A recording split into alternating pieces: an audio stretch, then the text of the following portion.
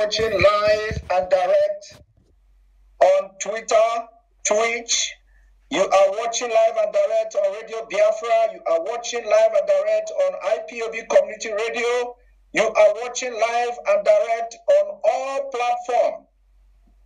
And all of you from all over the world, both those who are Biafrans and non-Biafrans, you are watching live and direct today as we are having our leader, Mazi Nnamdi Kanu, on this broadcast and on this channel for the very first time ever. For the very first time, we are going to do this together until Biafra is restored. And on this note, I am bringing him live and direct, and we are going to see him, not a picture, not Photoshop, not Femi Adesina Photoshopping using our brother there in Aso Rock. This is live and direct, and you will see our leader, Mazi Nnamdi Kanu, drinking water, and there is no hole on his neck. Our leader, Mazi Nnamdi Kanu, welcome to the program. One moment, let me bring you on, because Ekpa and Sona Bamba, since this evening, they have been trying, and anytime I click something, nothing is working. But we are formidable, and that's why we are different. So, Oyendu, I can see you are already on this, you're already on the screen. Actually, you are already on the screen, but my system here is telling me something different. I am seeing something different, and on the platform that is showing live, I am seeing something different. So that's exactly what I'm talking about.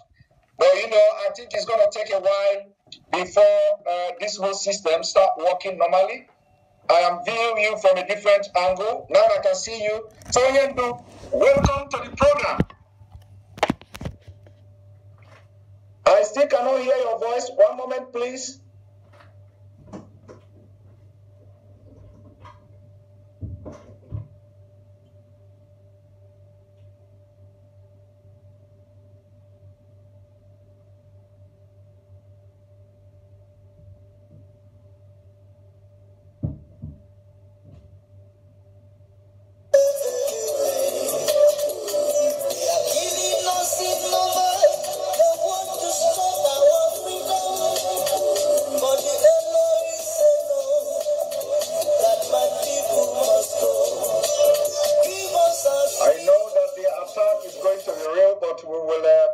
It is not going to take much. I think the whole thing will be fixed.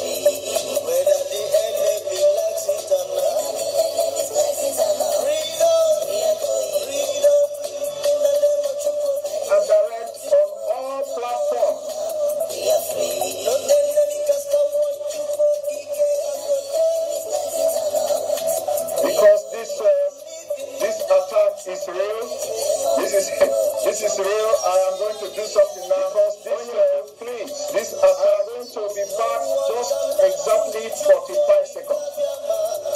45 seconds.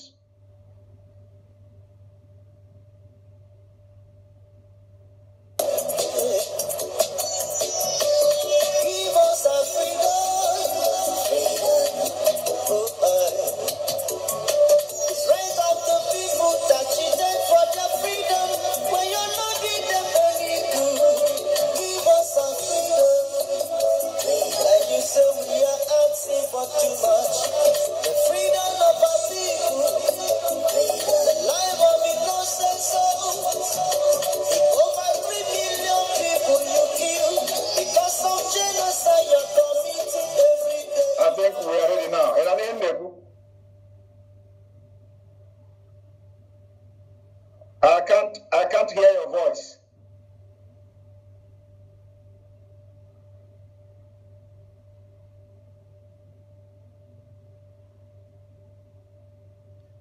still hear your voice?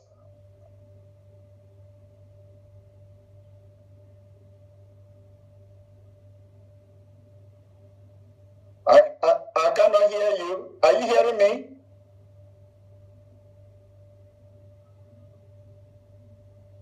I cannot hear you at all.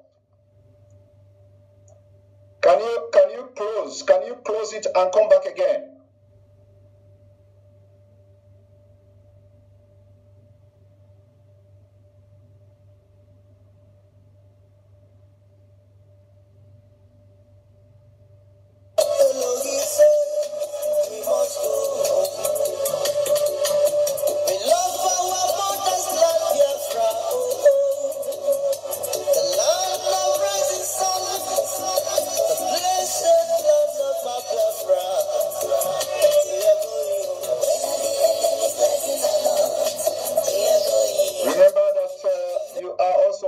This broadcast on enterbiafra.com.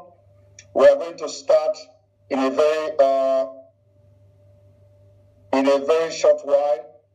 We are starting in a very short while.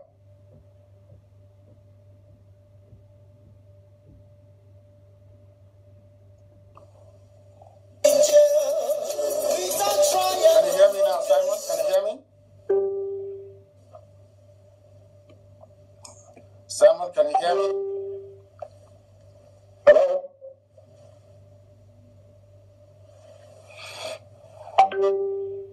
Have you called Simon? Yeah. I don't know if you can see me. Tell him to check that we're good to go.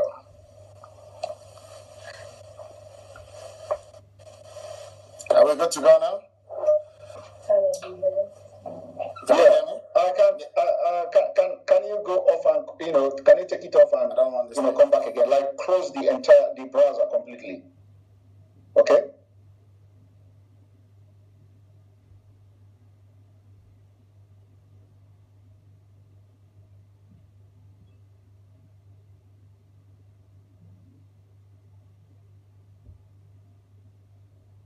Yep. Yep.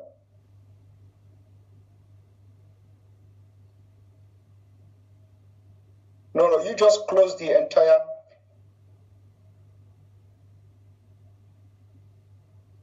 Close the browser and then open the browser again. I cannot hear you from here. No.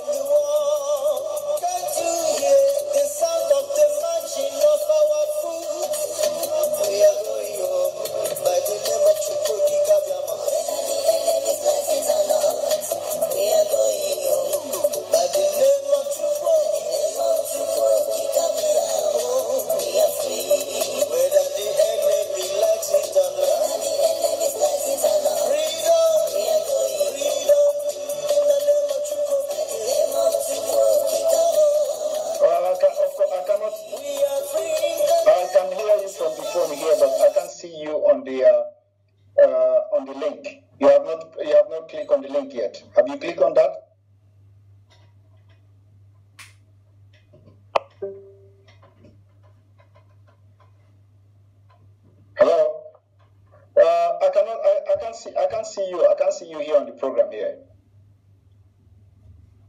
Are you joined?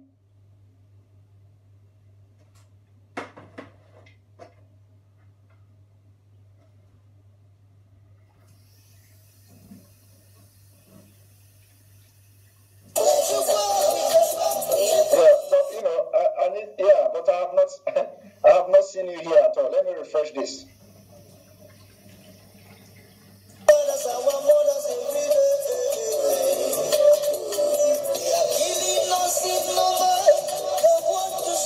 Yeah, I think it is.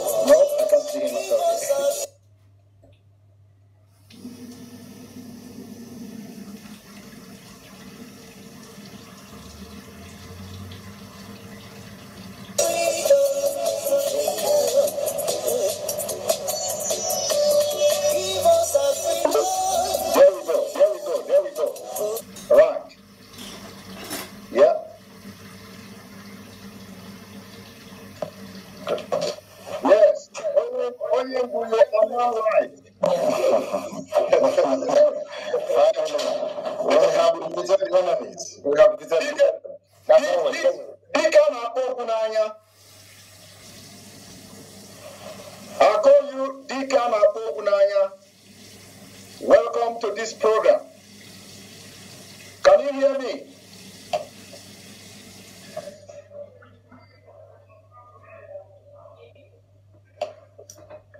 Can you hear me? I can hear you, yes. I can hear you. Good. Listen, I call you DK Anapo Bunanya. Before we start this program, first of all, I have to thank you for what you have done for Biafrans, not just Biafrans, but to the black race, because your message penetrates the heart of every black man on this planet Earth. And you are not only changing the narrative, how black people are being seen, or how Africans are being seen, but you are going far in changing the way black people think and how they perceive black people. And doing that, a lot of people are migrating now, or I wouldn't say migrating, but coming back to Africa all the way from the US. They are going to Ghana, they are going to Gambia to find a place. Unfortunately, nobody is coming to a place called Nigeria because it is not a country. Now, welcome to this program. This evening, we are going to talk more on the agitation for the freedom of Biafra people. And before we go further, I would like you to say, greetings to our viewers today. I know a lot of people are waiting already. And as you can see, we have already over 12,000 viewers, 6,100 on Facebook. We have about almost 1,000 on Twitter, on YouTube. We have Twitter 187. And then we have in Enter Biafra almost 5,000 viewers. So welcome to the program, Onyendu, our leader. You have the floor.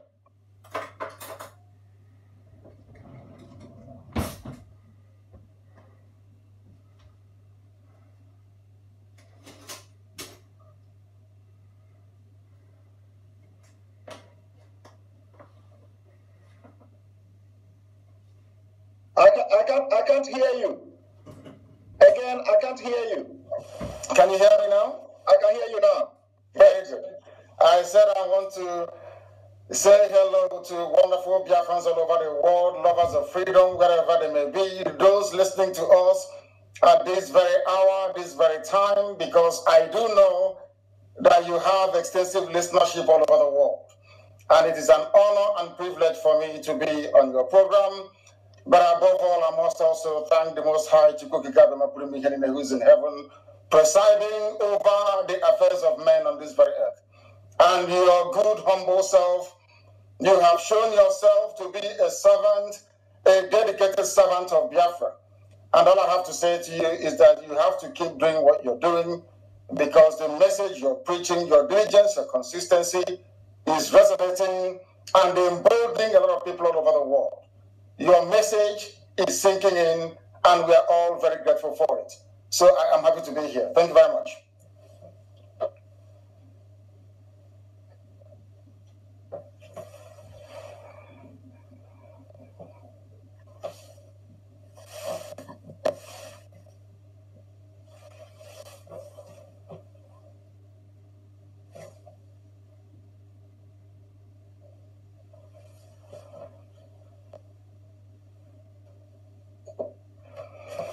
Someone can you hear me?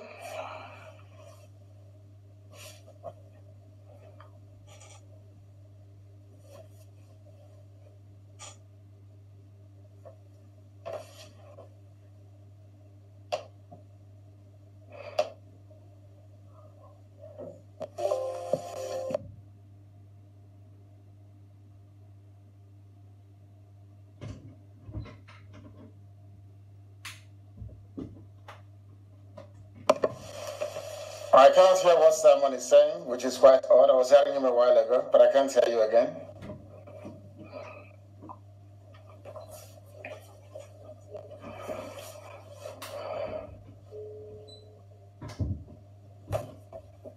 There is no sound coming through. There is no sound coming through.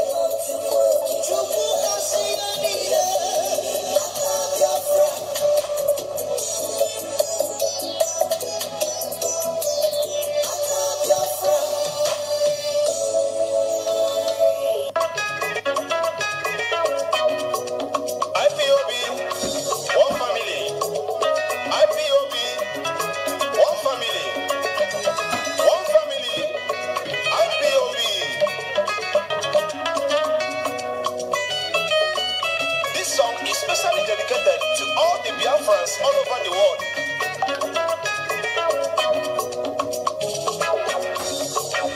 Ambo Mazi Nnamdi Samuel Chinonso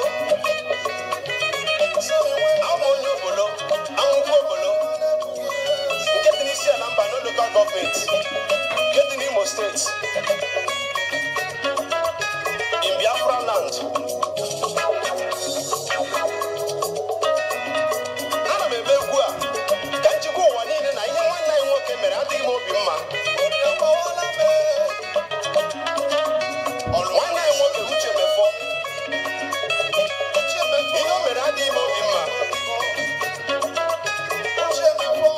Nwanna anyị nwoke na anyị na ya so wee na-achụ mmụọ yo wee tụgharịzie sị anyị na anyị na-esi mmụọ mmụọ. What a betrayer! You are just a betrayer. Ka anyị chịkọta n'aka ya ọnụ ụmụ Biafra ka anyị were n'otu obi n'otu ịhụnanya anyị ga-enweta Biafra nke anyị na-achọ. Ana m nke bụ Mazi Nnamdi Kanu onye nke Chineke họpụtara ka o wee duru anyị n'ala nke Biafra dịka Moses si wee duru ụmụ Israel wee dufee ha n'osimiri uhie. Otu a ka nwanne anyị nwoke a ga-esi wee durukwa anyị duru anyị n'ala nke e gwara anyị na nkwa nke bụ ala Biafra. Mazi Nnamdi Kanu jisi ike n'ọrụ. Mazi Nnamdi Kanu ihe ị na-eme dị anyị mma. Ana m ayọ Chineke nna ka onye kwado ogologo ndụ na arụ isi ike gị na amamihe nke ị ga-eji wee duru anyị n'ala nke e gwara anyị na nkwa. Onye ọbụla nke na-echere gị echiche ọjọọ onye ahụ ga-eji isi ya wee buru ya.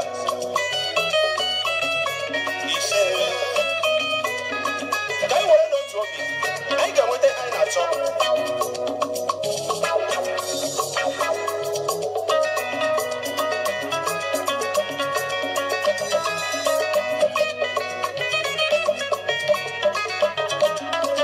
Ụmụ Biafra biko ka anyị jikọta udo ga-achị. Ụmụ Biafra biko tienụ ụta udo ga-achị. Ọkwa one family ka anyị ji aga udo ga-achị. Ọkwa otu obi ka anyị ji aga udo ga-achị. Ụmụ Biafra biko ka anyị jikọta udo ga-achị.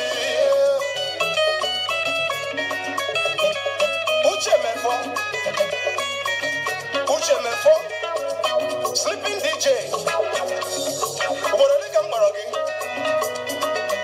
ọkwa iwu na otu isi wee wuo onwe gị n'ala. Ọkwa iwu na otu isi wee wụkasị onwe gị n'ala to the extent that everywhere all over the world ọ bụ akụkọ gị ka a na-akọzi. Ebe ọ bụla ị hụrụ mmadụ abụọ ma ọ bụ atọ nọ ọwa akụkọ Uche mefọ ka a na-akọzi. Otu o si wee wuo onwe ya n'ala, otu o si wee disgrace onwe ya, otu o si wee betray ya ndị Biafra. Upon all the trust Mazi Nnamdi Kanu nwere ebe ị nọ gị si otu a wee wuo onwe gị n'ala, chiri otu a wee disappoint ndị niile na-eso gị n'azụ.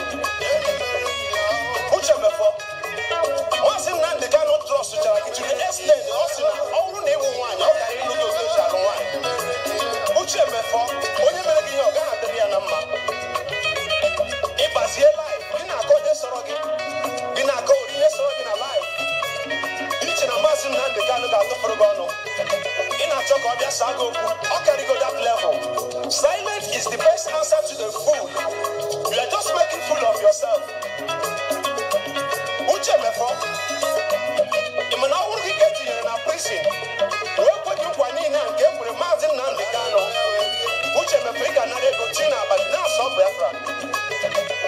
Nke a doro m anya na ị ga-anara ego tii na-asọ Biafra. Bọtụlee Mazi Nnamdi Kanu etinyere ya n'ụlọ mkpọrọ wee kwe ya nkwa niile nke e kwere ya. O nweghị ụdị nkwa a na-ekweghị ya ka o wee na-asọ Biafra. Ma Mazi Nnamdi Kanu kwuru like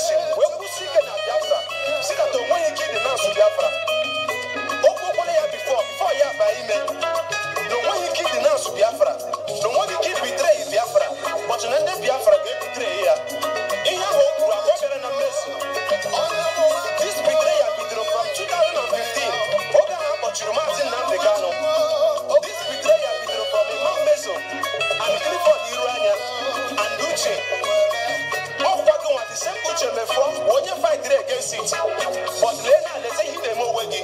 He will never can go betray. See, that same person in our fight back for. So I put him for. What do you say? Yeah, what this you will work in Allah. Yeah, what this you will make this year again. This nonsense human rights, can you mama human rights? What do you know about human rights? Mazi Nnamdi Kanu is already fighting for human rights. He lost his father and his mother in fighting for human rights. So, you are just a betrayer. If you are to resign now because everyone no people. The killings in all people take everybody unaware. But what do you know about it? What we need is actions. What's your Mazi Nnamdi Kanu? The Eastern Security Network offer Muria single-handedly. And this is not even our army. This is just Eastern Security Network. Our armies will soon surface by the special grace of Chukwu Abiyama. Mazi Nnamdi Kanu said it. Forward never, backward never. Together we move. Together we achieve this Biafra. Every sons and daughters of Biafra, please, I want us to give Mazi Nnamdi Kanu our maximum support. We must surely get to the promised land. He said.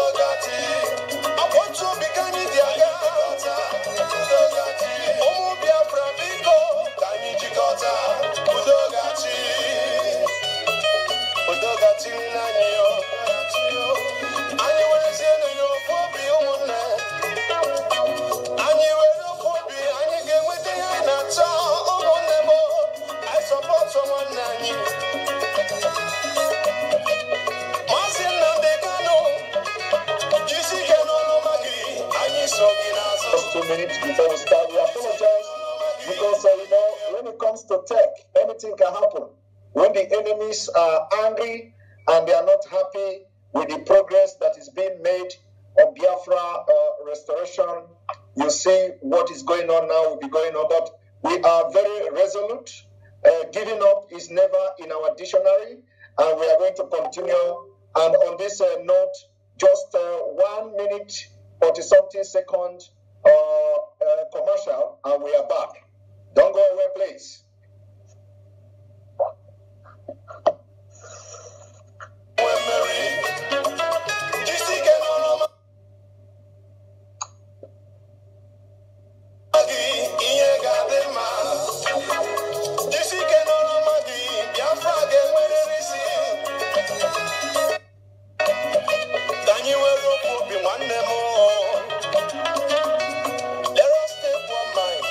We shall get to the promised land, my brothers and sisters.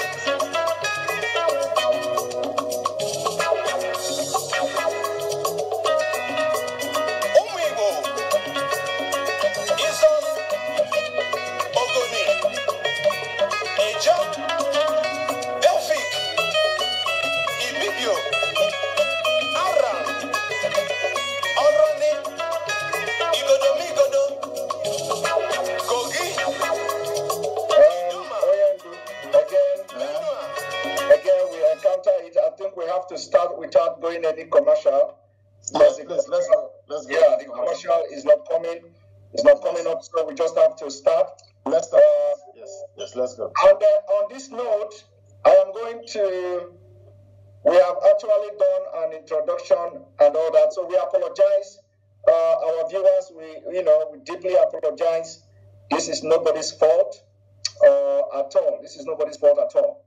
But on this note, we are going to start this program based on three principles. I'm still waiting for you to appear on the screen. I'm here now, I believe.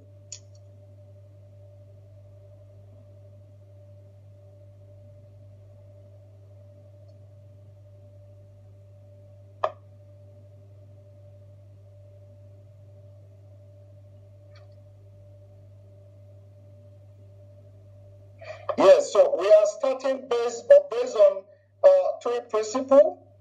The first principle is the freedom of speech. We are going to visit, what the freedom of speech said, especially most of the international laws about the freedom of speech. And then after that, we go to the state formation, what is being recognized as state.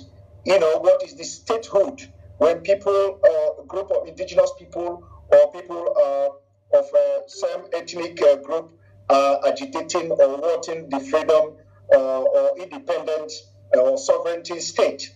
We are going to go very briefly on that. And then the third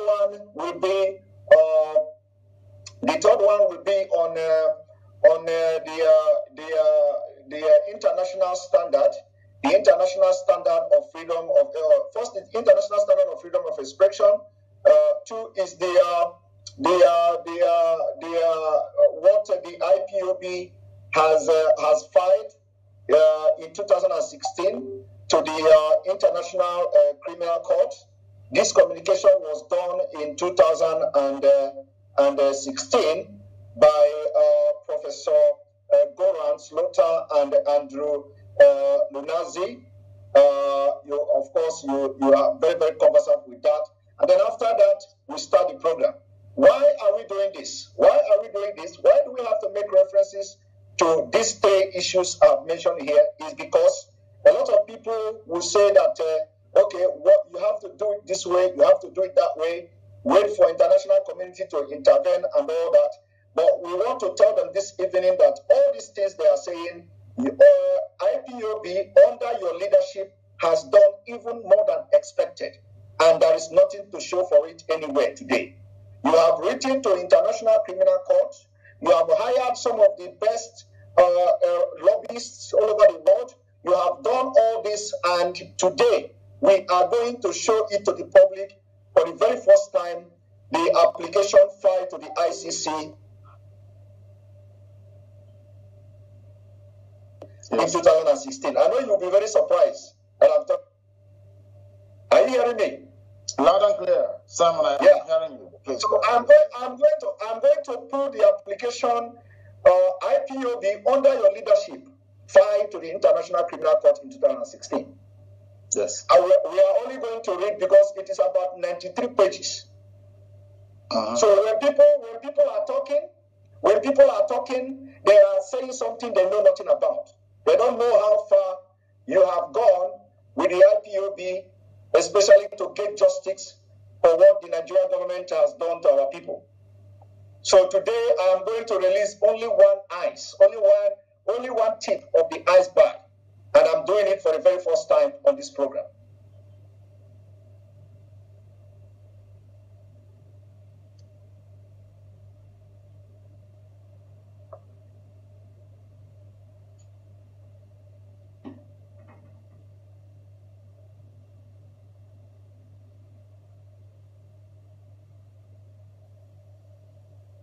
It's going to be on the screen very shortly,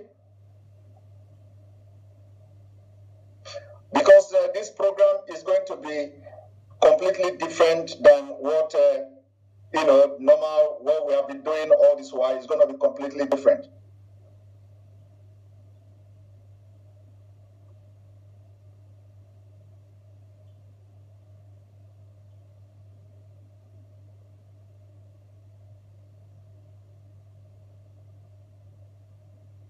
And then also, if the attack is too much, that they couldn't allow us to do something or, do it the way I wanted to do it, but what we have to do is that we may have to reschedule, and I will set up a Zoom, because I'll be getting a lot of messages from different media as I'm talking to you right now. I'll be getting a lot of messages from different media houses, and they are telling me what to do. They are telling me to do this and do that. So if this doesn't work out, we have to now have a discussion, and then we can present the evidence afterwards. We can have a discussion today, and then the evidence will be presented later. Exactly.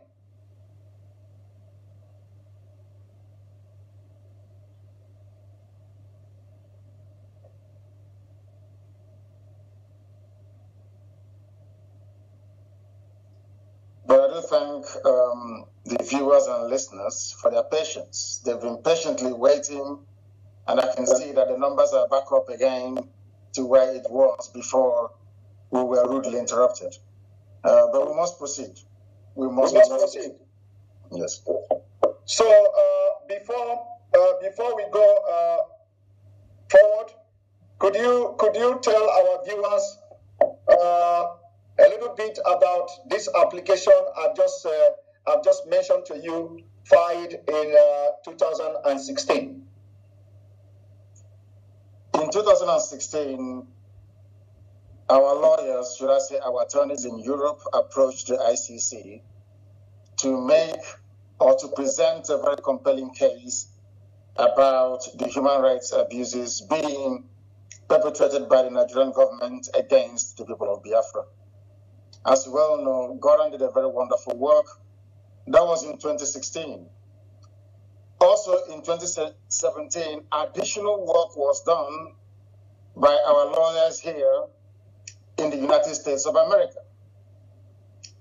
In 2018, additional work was done by our lawyers back home.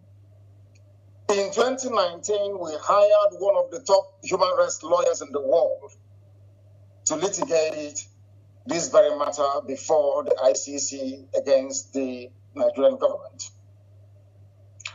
In that same 2019, and as you said, I believe for the very first time, I'm providing clarity on this very matter, I went to the ICC myself. I was deposed. I told them exactly what was happening. They said we shouldn't discuss it when we go outside, and we've been waiting. Since 2019, we're in 2021.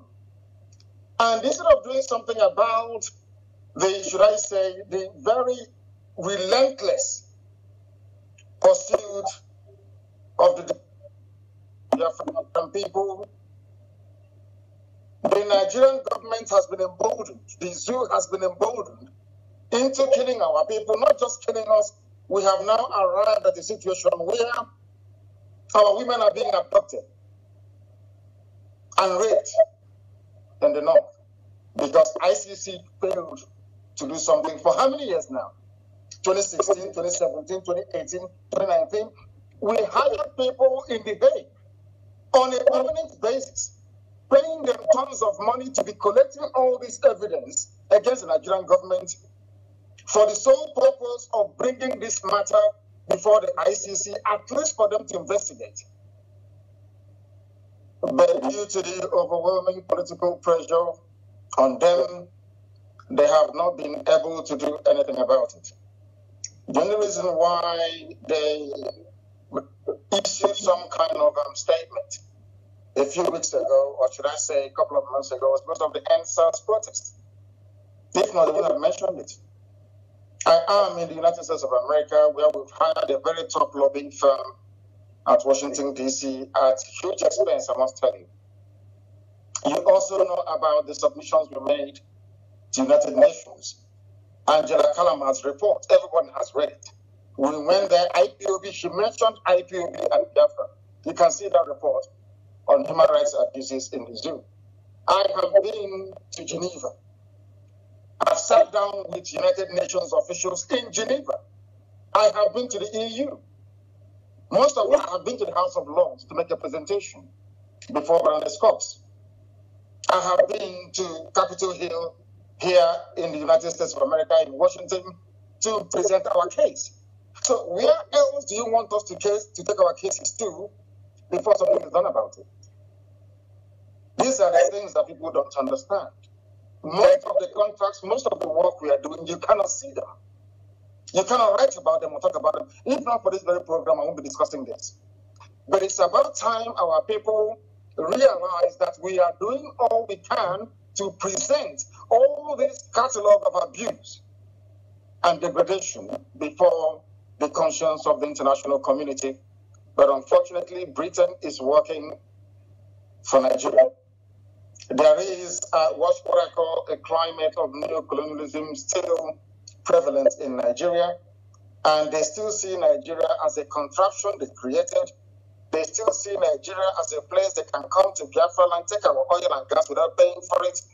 Therefore, anything that can sustain the false unity of Nigeria is what they are going to encourage. They see Biafra agitation as an antithesis to that very plan which they have, which is to keep this contraption together for them to have unfettered and unrestricted access to our resources. And that is what has been happening. But unfortunately, our people are not intelligent enough to understand it. Every year we spend money. We have somebody in The Hague right now collecting all the evidence, the rape cases, everything, all the murders, all the unprovoked attacks and invasions, everything. But for ICC to call up that very case is another problem. When I say that Biafra is going to be the last miracle on earth, we don't quite understand what I mean by that. Biafrans don't know the number of people and forces against them. They don't understand it. Those of us at the cold face of this struggle, deep inside it, we know who our enemies are, and they are numerous. But I am very, very confident of victory because the God we serve is the one that made this very universe, and his words must prevail. And on that very promise, we anchor our hope, we rest all that we are doing to restore Biafra. And we know that in the end that Biafra will come. We have a lot of enemies, you know. We've not done anything to them. These Biafrans that built America, we built this very country that I'm in today. Biafrans built the United States of America. The majority of all the hard-working free men and women they took from the western coast of Africa, they shipped them to the USA. They are the ones that made this country great. So they see something in us that we cannot see. They know we are very productive. They know we are hardworking. But above all, Britain knows that we are blessed. It is that blessing from God that Britain doesn't want to see rise up in Africa. And that is why they are using very primitive Fulani people to try to suppress us. You saw yesterday that Britain, BBC was advertising army positions, asking you, even telling you what you can get the forms to join the Nigerian army. And I know that BBC functions on tax, or should I say license fee payers money in the UK. They don't accept any advert. So how come BBC Pidgin in Nigeria is advertising for people to join the army of Nigeria for free? Because they are, of course, agents of neocolonialism. They are working for Britain. They want Nigerian army ranks to swell up so they can suppress any measure of uprising against the very decaying, crumbling, damnable zoological republic. What our people need to realize is this. What we go through on a daily basis to ensure that our cases are heard all over the world is immense, everywhere, especially here in the USA. But if the world continues to turn a blind eye and they continue to kill, to rape, to murder, to slaughter people, to take our land, they expect us to put our hands and do nothing? The answer is no, of course. We must fight because we have our backs now against the wall, and that's what we're doing. Thank you very much. Thank you very much, Onamadike, one of Biafra. Another thing I want to, this is just an introduction to what we are going to discuss this evening. Another thing I want to ask you is that, there is a man called Peter Smithers. Peter Smithers in 1998, wrote a Nigeria lesson from Sir Smithers. Sir Smithers said the negotiation that the Nigeria as a state was a grave mistake. After 40 years, it is clear that this was a grave mistake which has cost many lives and will probably continue to do so. It would have been better to establish several smaller states in a free trade area. The exculpation, it must be said, that we did not then have the examples of the collapse of Yugoslavia and of the Soviet Union before our eyes. This was a man who was the parliamentary private secretary to the Minister of State and the Secretary of State in the Colonial Office 1952 to 1959. Can you tell us more about what you feel he is trying to do here? What he's trying to do is to draw our attention to the incompatibility of the various ethnic nationalities you have that make up Nigeria, but more importantly, to draw our attention to the irreducibility of value system in determining who should belong with whom in any nation. It's quite interesting that he used Yugoslavia as an example.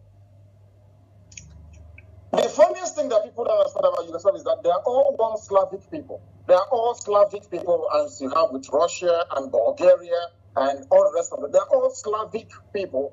They are one people, one race.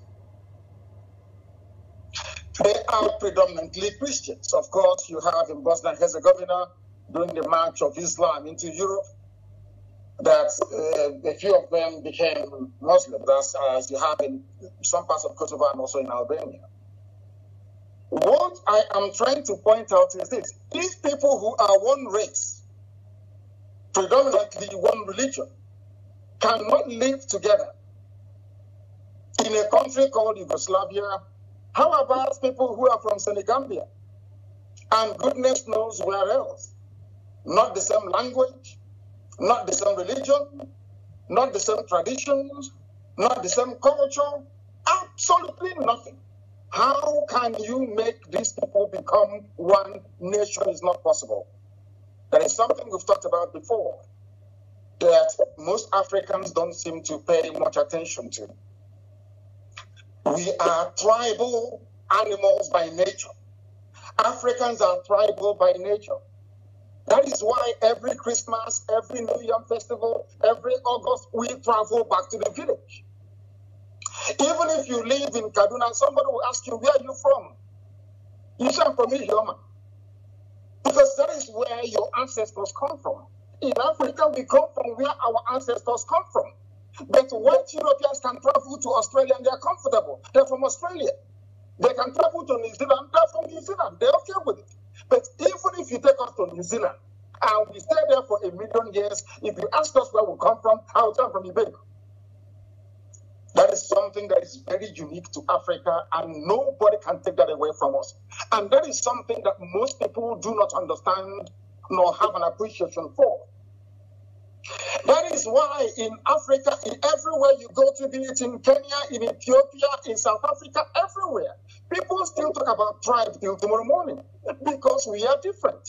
So rather than trying to experiment with us in this sort of very colonial, artificial construct, because mind you, all states in Africa, sub-Saharan Africa, are all racist constructs. Those that developed or created Nigeria, that created Togo, that created Ghana, they had racism in mind, not your interest. And this is what we've been trying to explain to African people. If not, why would we go to Lagos during a revolution, or should I say a mini revolution, a protest? And people of Lagos, the people are saying, oh, the Igbos came here to destroy their buildings. But you are all one Nigeria, you claim. These are the things that people need to appreciate. We don't want Fulanis in our land for the simple reason that we don't want to dilute. Attention, attention. IPOB, one family. This and that. Can you hear me? Sorry about that. It's okay. What I'm trying to point out, Simon, is this. Forget about all the one Africa. I'm a pan-Africanist.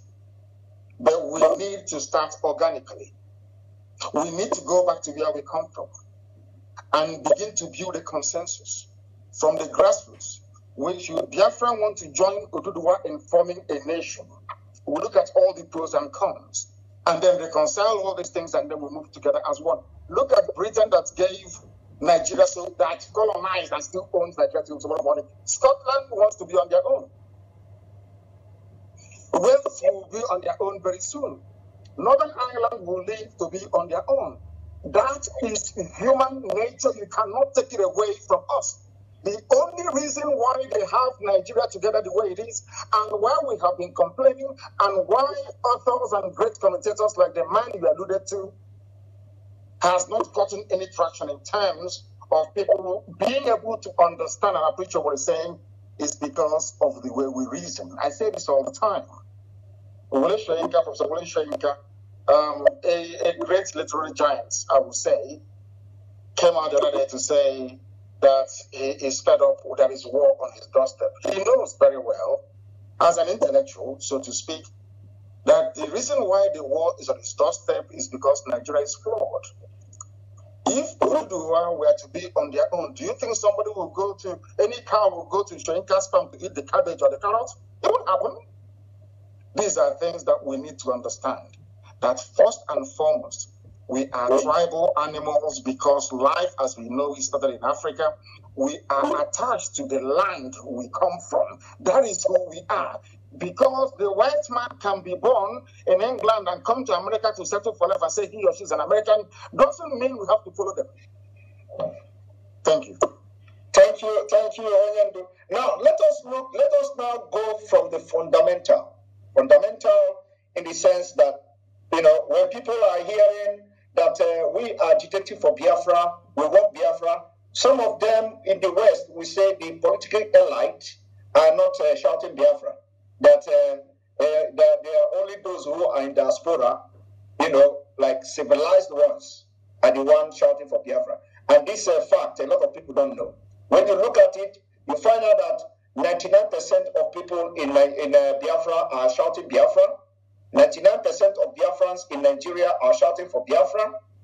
Only 1%, not even up to 1% of this so-called elite These are the politicians that have been benefited from Nigeria. Now, I want us to look at how will disintegrated Nigeria favor the region before we come into the crisis and the lives that have been lost as a result of trying to keep one Nigeria. Can you tell us, how do you think that a disintegrated Nigeria will favor the Fulani themselves, the Hausa themselves, the Middle Belt, the Oduduwas, the Biafrans, and any other nation that will want to come out of Nigeria? Explain to us. Let us hear.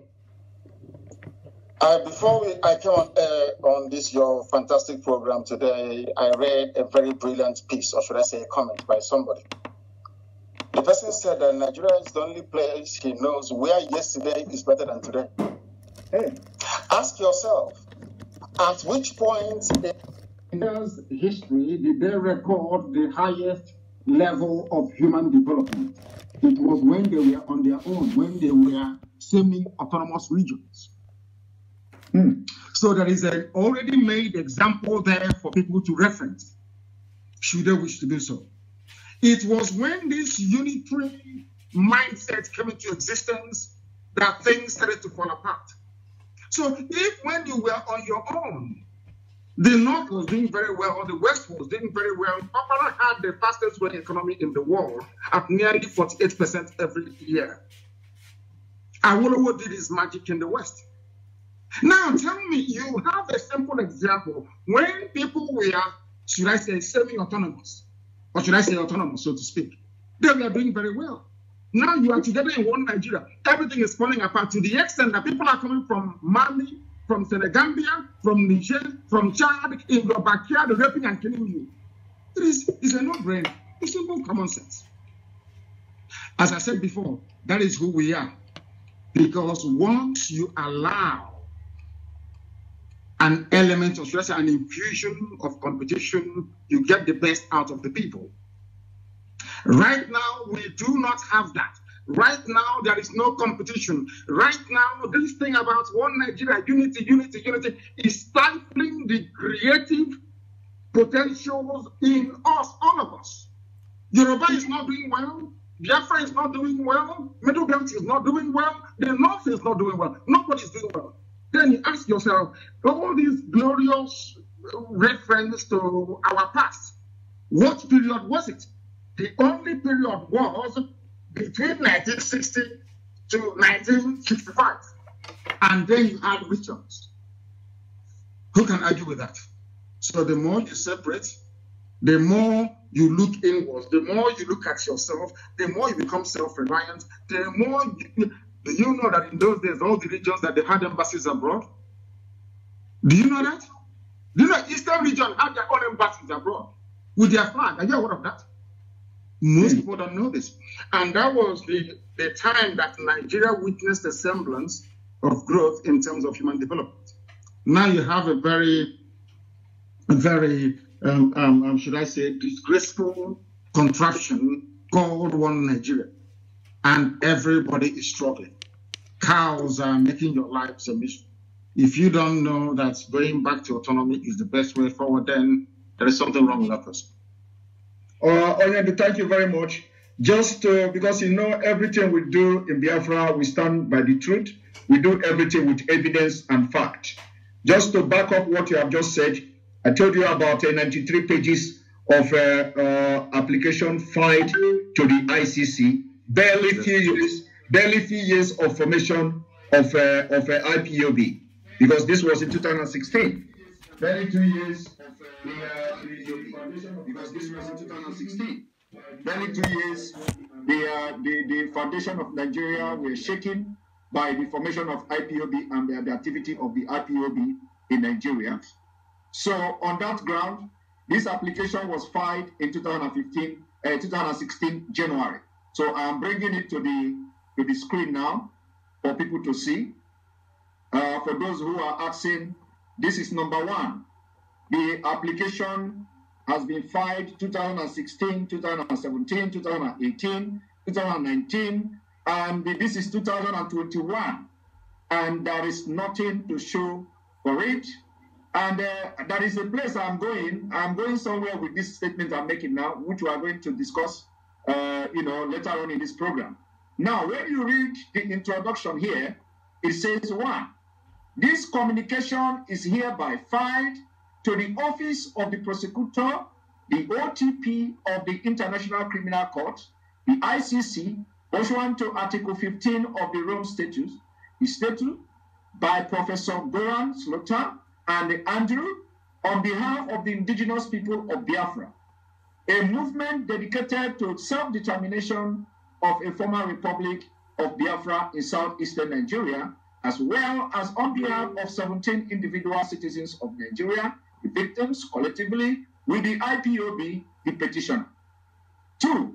The petitioner submit that, based on the information set out herein, there is reason to believe that crimes against humanity within the jurisdiction of the ICC, in particular, murder, unlawful imprisonment, torture, enforcements, disappearance, other inhuman acts, and persecution have been committed in the context of politically and ethnically motivated state violence against primarily IPOB members and the Igbo people of southeastern Nigeria.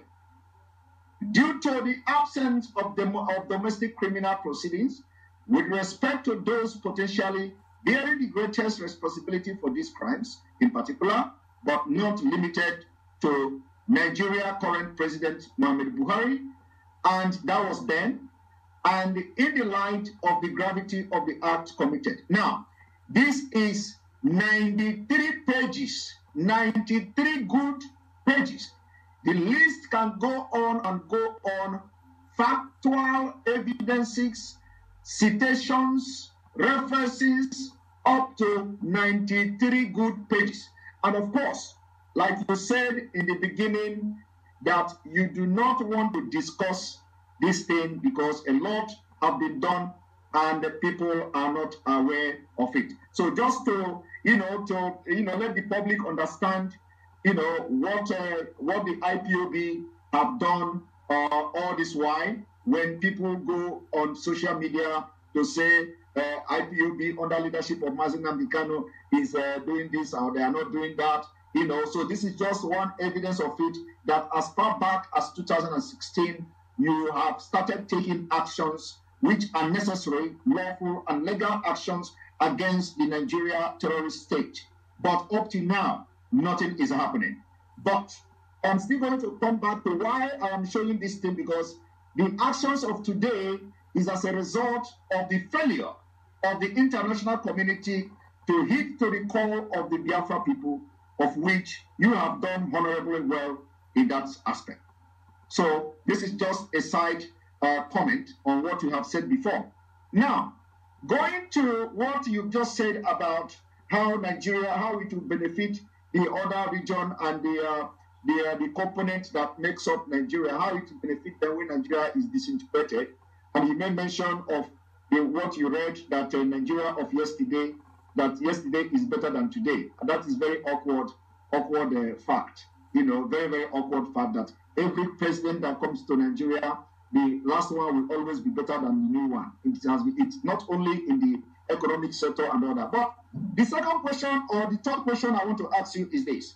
Now, looking at what is happening now, a lot of people don't understand what is going on in Nigeria. A lot of people still believe of course, they still believe somehow in Nigeria. They believe that the structure, the political structure of Nigeria is the major problem. And we, people following you, have a different view and a different opinion to this. And I think this is where the interest is clashing. Anybody that is shouting for Nigeria today believes that the problem is in the political structure.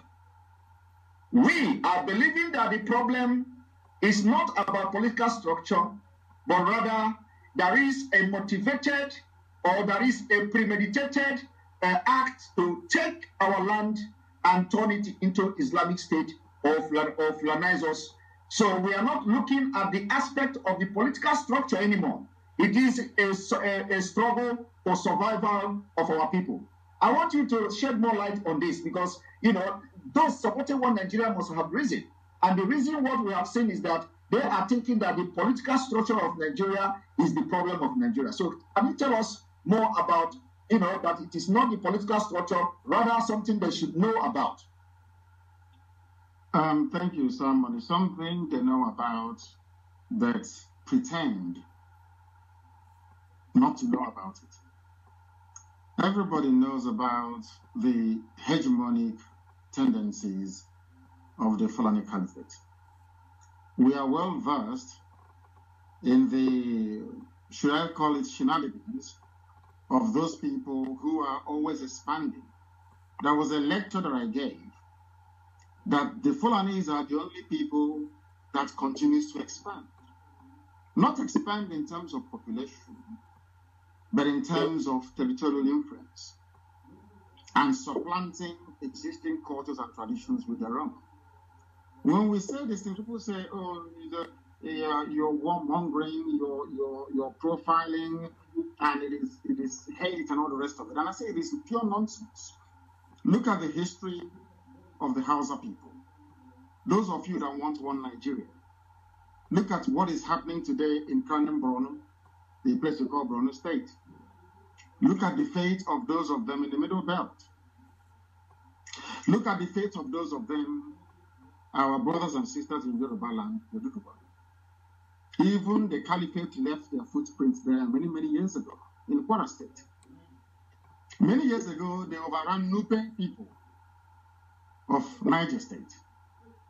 Many years ago, some of you don't know this, they forcibly tried to convert the Atta of a Gala to Islam. These things are there in our history books. They are everywhere.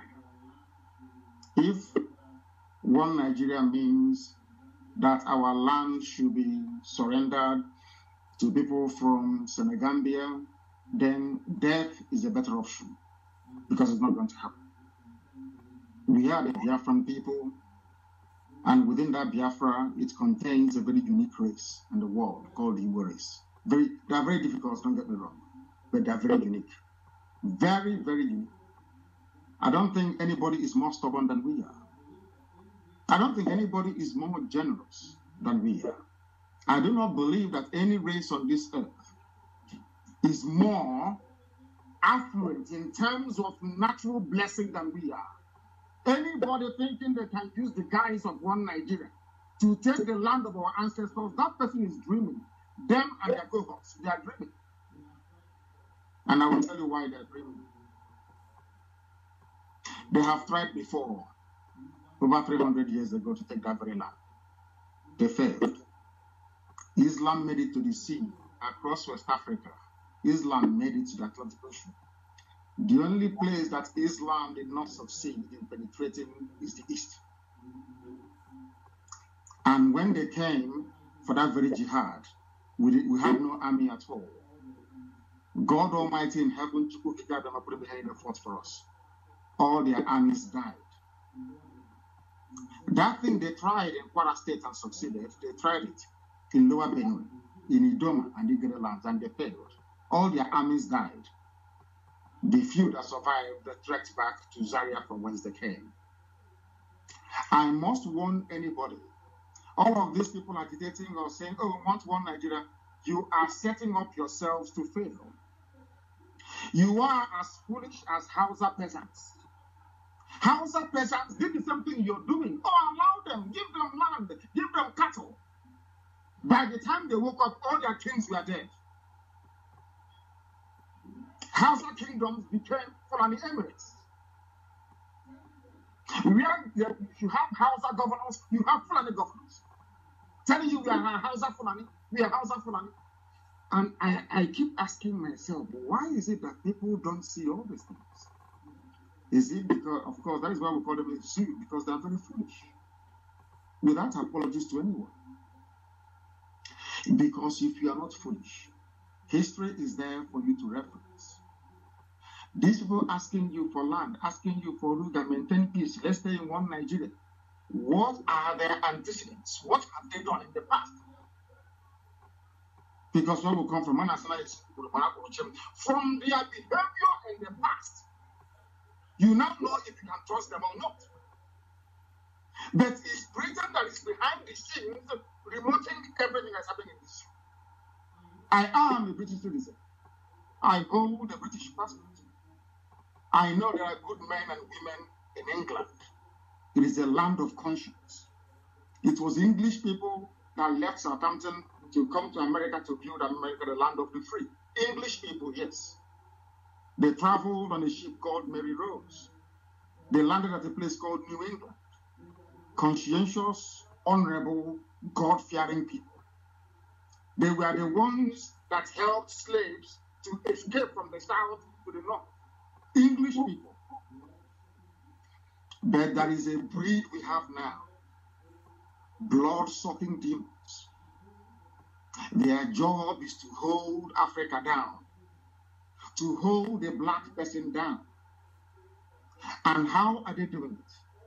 They don't want you to tamper with any of their creations in Africa, all these idiotic states, all these artificial boundaries they gave us in Africa. No, because that is the beginning of the chain that is holding us down, and they know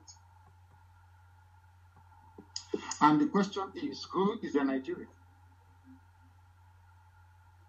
And I will ask you a simple, I want you to contemplate something, Simon. I ask you now to go and prepare a Nigerian dish for me. What are you going to present? Because if you bring a wedu soup, somebody from the east will tell you that is not their food. They don't even eat it. If you bring Afan or a guy from, somebody from Kano State will tell you that is not our food. If you bring Tuwo, is it Tuwo Shikafi or whatever they call it, somebody from the Middle Belt will say that is not our food.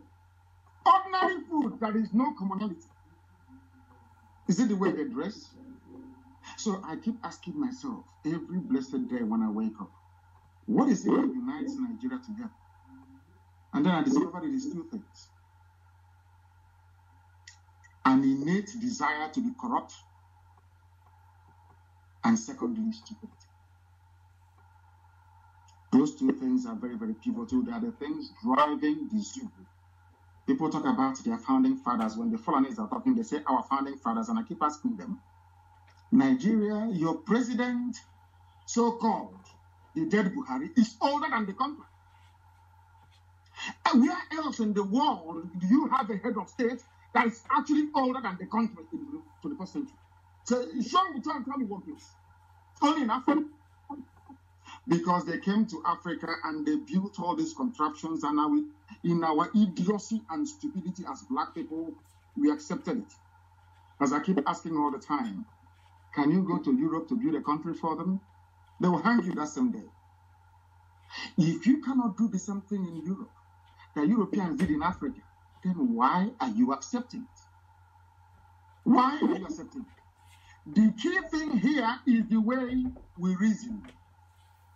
That is the problem with the black man, how we reason. People talk about Nigeria as their country, talk about Nigeria as their nation, as if Nigeria has any legs to stand on in the first place. Nigeria it has no meaning. It is a very derisory meaning. It means something very terrible and very old.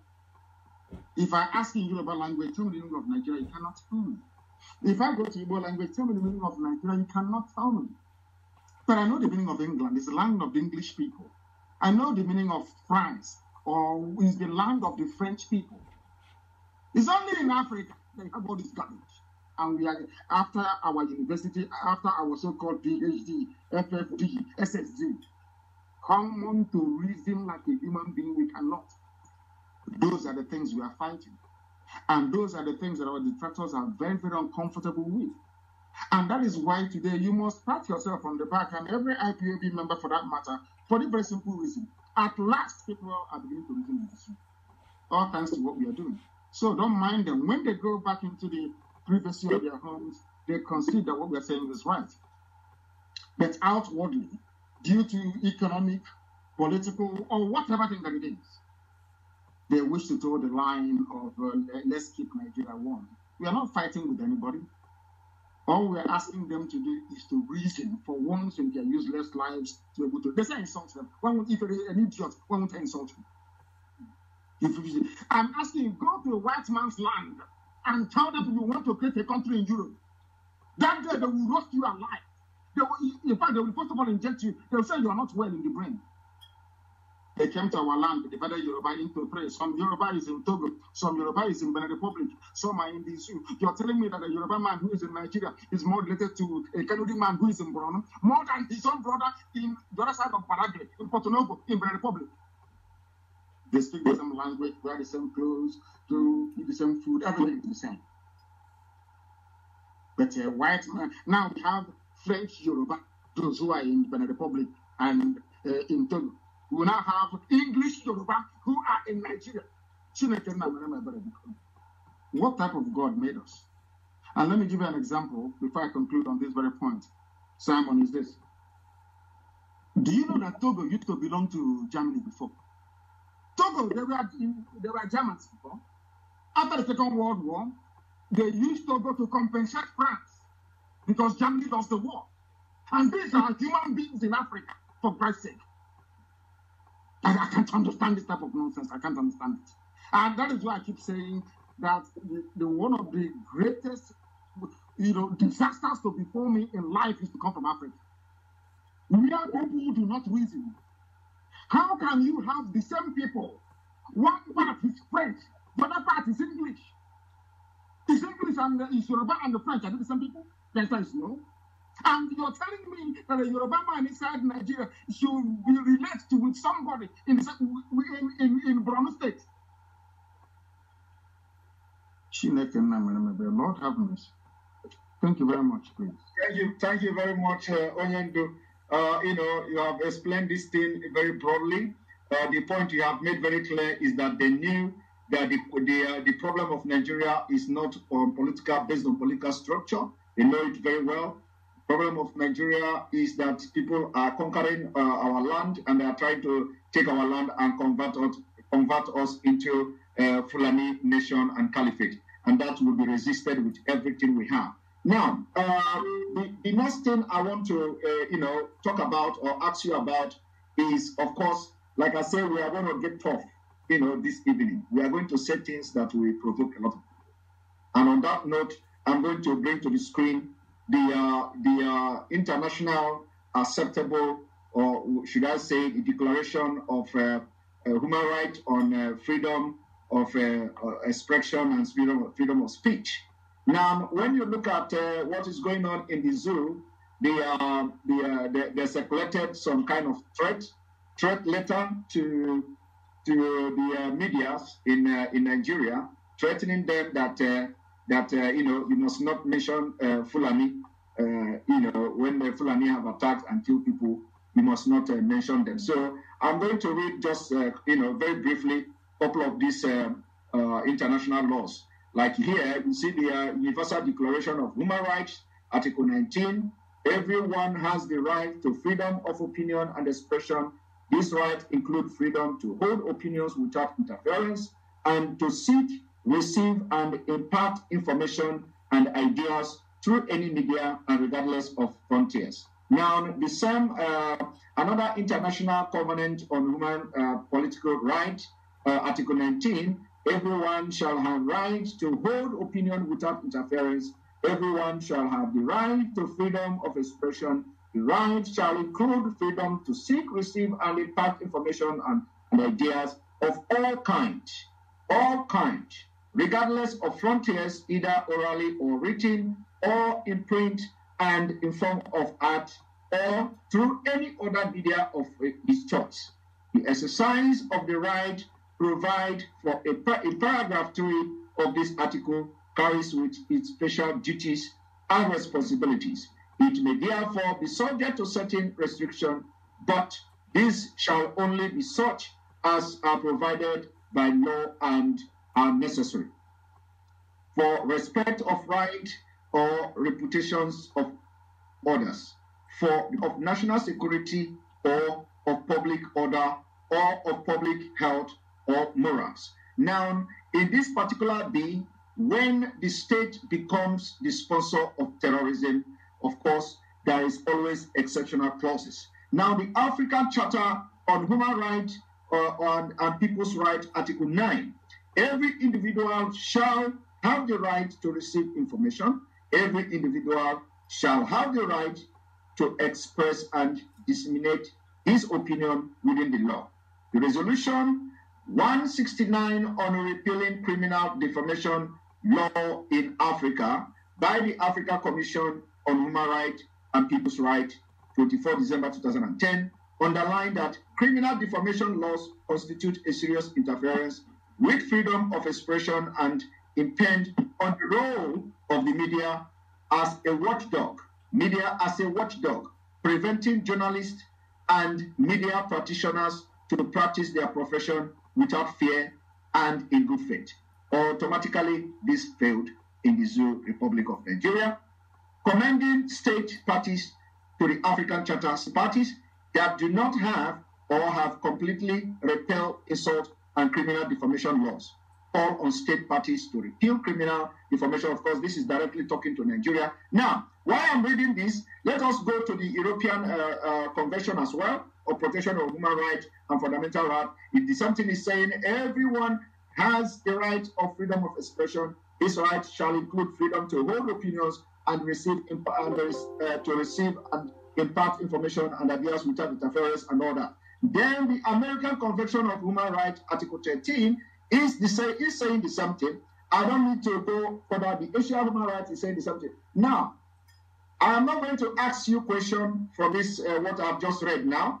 I'm not. It is not to ask you a question, but rather it is about what we are going to discuss from here. Now, looking at the Nigeria state today, you see that when it comes to international law, we have what we call the state-sponsored terrorism. We have state actor, non-state actors. Now you have in Nigeria who have been internationally recognized by different nations, by many nations, as aiding, abetting, and supporting ethnic cleansing, supporting terrorism by their action, inaction, body language, policies, and name them. Now it lies in the hand of the citizen of this country.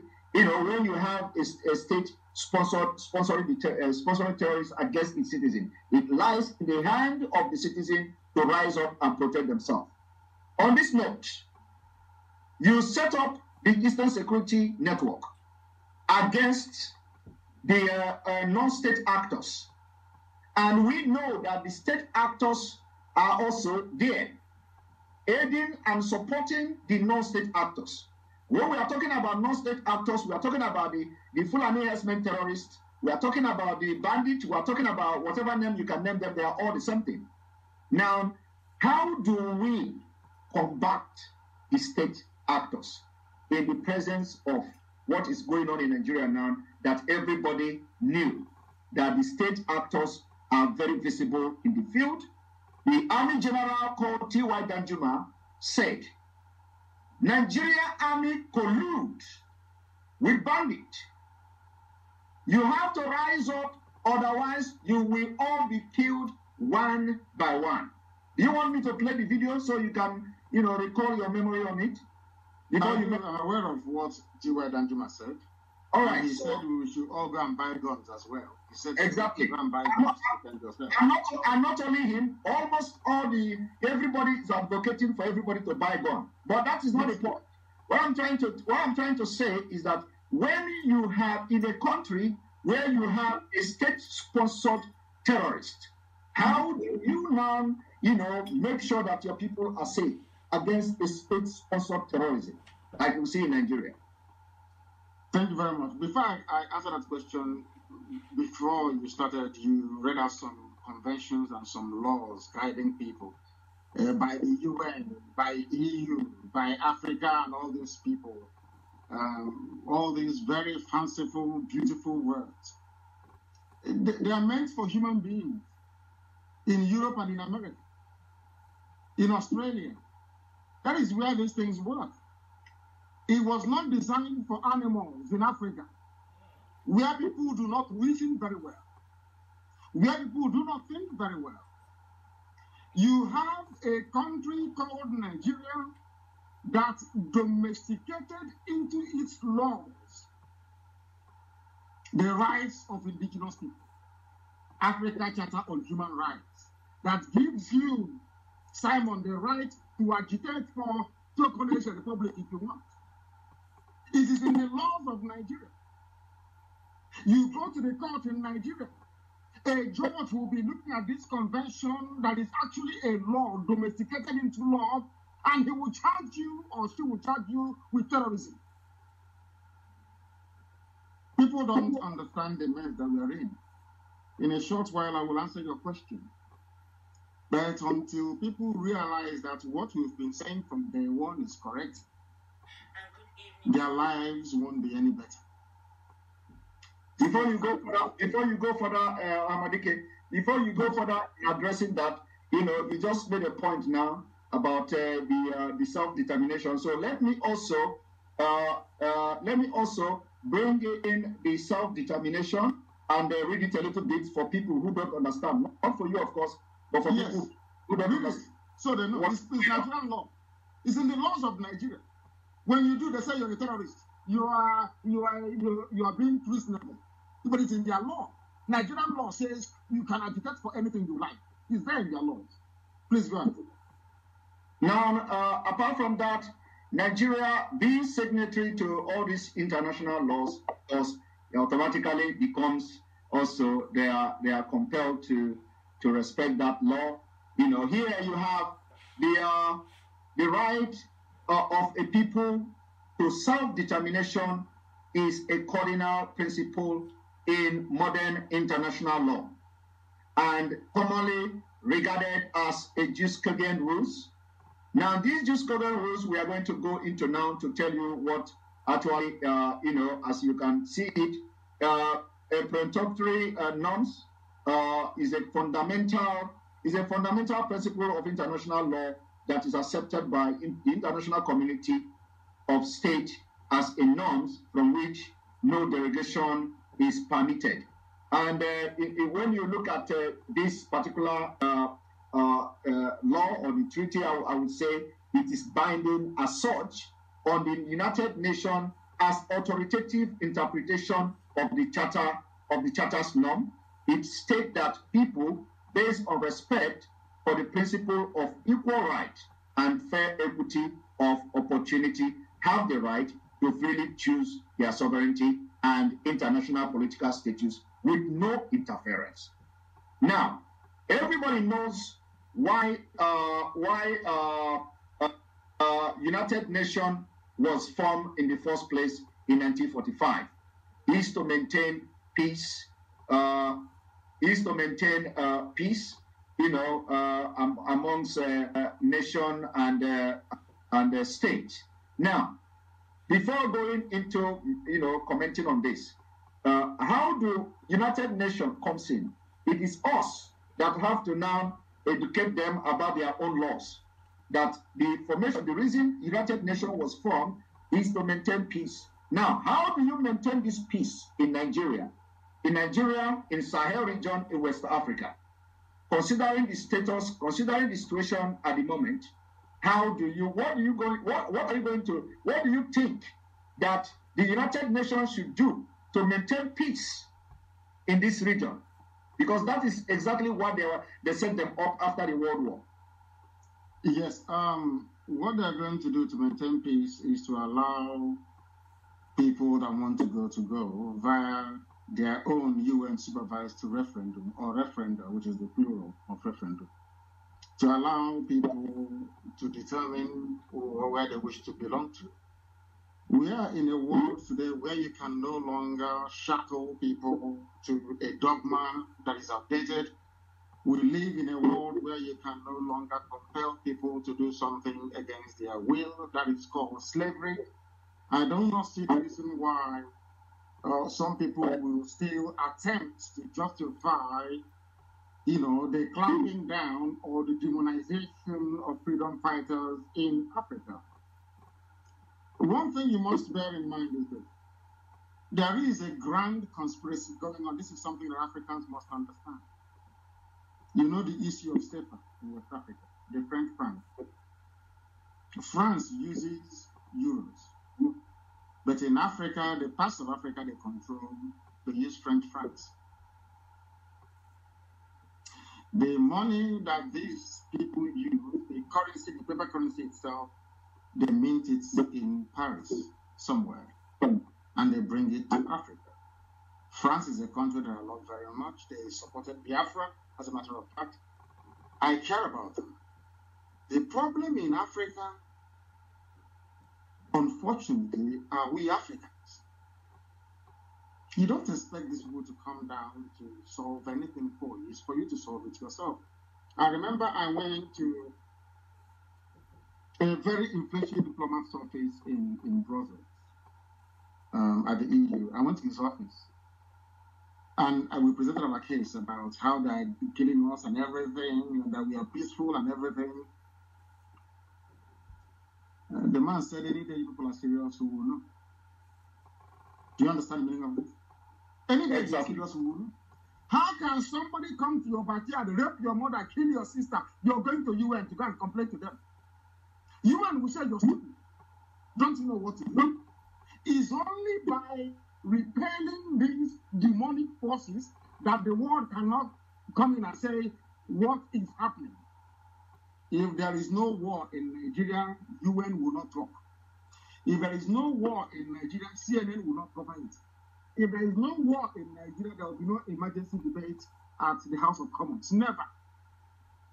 At a time in your life, you have to say enough is enough. What we are asking for is defined in law, and the law protects it. It's called jurisprudence, which means in Latin, nobody can deviate from this. Nobody can. It is a fundamental right to agitate for your freedom.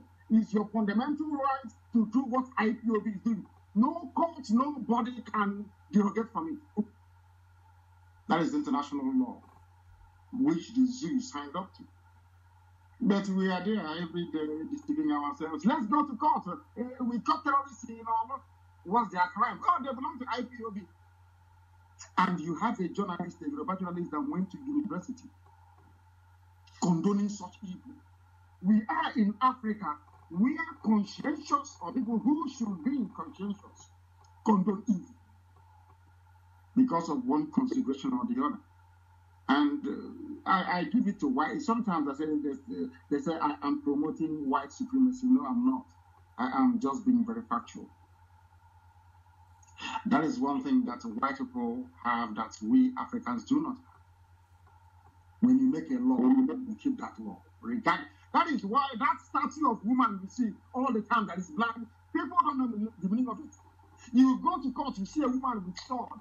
On the left hand is maybe Holy Bible, I don't know, or Holy Quran. And you see that they covered her eyes. Go and check every law court. Do you know what it means? That the law is blind. So even you, as a judge or magistrate interpreting the law, you don't look at the ethnicity of those who are involved. You don't consider if they are rich or poor.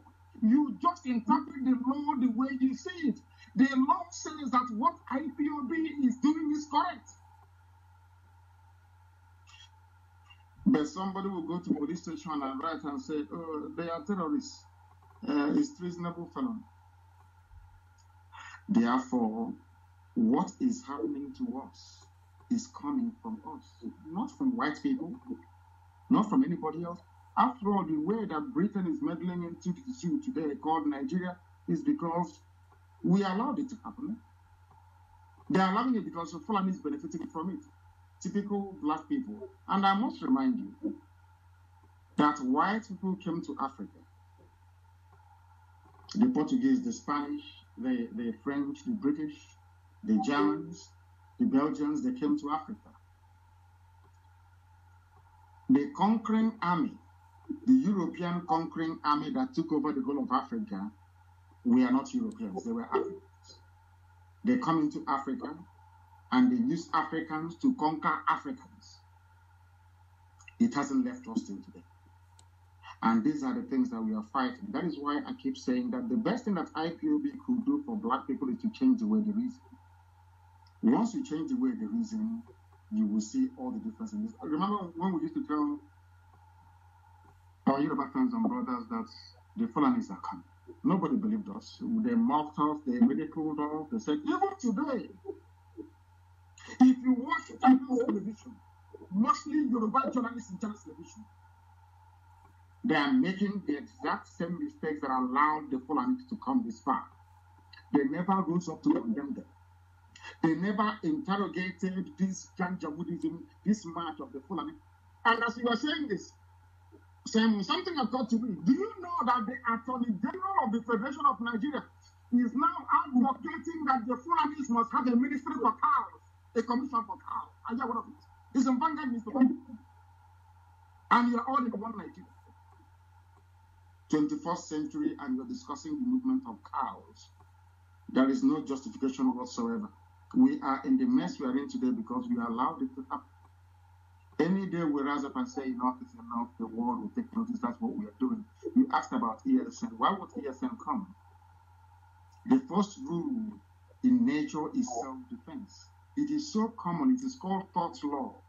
T-O-R-T, thought law. Which means that even a mad person knows about it. You don't need to go to court to justify yourself. You come to my land, you kill my mother, you rape my sister, you cut them into pieces, and then you go. When I confront you, you tell me you want Ruga. You want Fulani in every state in Nigeria. Who told you that? If you're going to give this preferential treatment to cattle bearers, then why not motor spare parts dealers all over the country? Why don't you give them land and give them loans? People say the truth in the zoo and they keep meandering. They keep hiding from it. After all these years, look at the lives of Mordor. After messing up for years, now his eyes have suddenly opened. They now know that what IPB has been saying is right. That's the thing with our people. No single apology to any idiot, wherever they may be in the world. I'm in America. I don't give a damn. No apology to any idiot anywhere they are. ESN has come to stay. We are going to die there, all of us.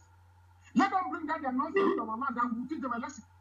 They can do that always in Yoruba land. We take their land and talk. Bring it, we'll die there immediately. So they can see that you are it. Hausa may have fallen for them very cheaply and easy. Wagi or Wali people may have fallen for them. Nupe may have fallen for them. Egala, some parts of it may have fallen for them. But you see the land of Biafra. We will not surrender Biafra, never, ever, ever. There will be no Ruga, no cattle movement of any sort, none whatsoever. They can bring over the families they like, they cannot settle in Biafra land. They can settle elsewhere, but not in our land. ESN has come to stay without apologies to any idiot. To any fool, we don't apologize to any idiot. Did you see the lady that was cut up? They raped her and they cut her into pieces. Did you see it? Did you see our mothers being raped in Enugu? It's all over the place. They came to me, but they massacred our people. All we did was to cry, to write on Facebook. Oh, please sign here. We want to petition the House of Commons. They kill us at will. Sign here. After signing, what happened? Our cases are there everywhere in the world. If you ask them, they say, no, we don't want Nigeria to break. No, we don't want. But America broke from British Empire. Canada is a free nation. Is that not correct? Under British influence before. Now you're telling me to do the same thing that you did to make America great. You're saying that I cannot do because you're white and in black. God punish the idiot. God punish the bastard and say it openly. What you did in America to make America great. What you did in Australia to make Australia great. What the French people did, because I'm a black man, you are telling me I have to give my land to a bunch of reprobates from the Sahel to rear their cattle in my village because I'm a Nigerian. God punish the idiot.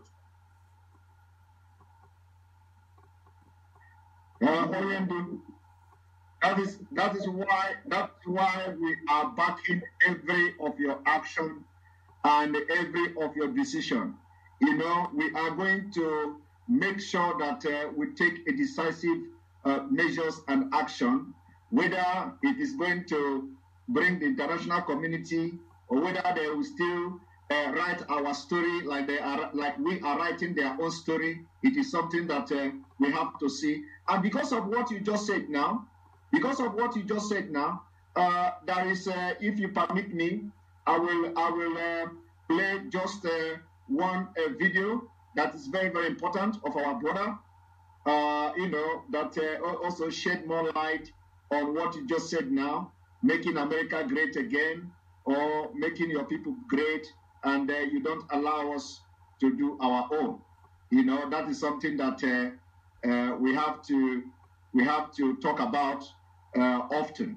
You cannot come and tell us not to do anything on our own, but in your own country, you want to do everything and make it the way you want. So let us play this video for our viewers to see. Very, very important. Very, very important. One moment.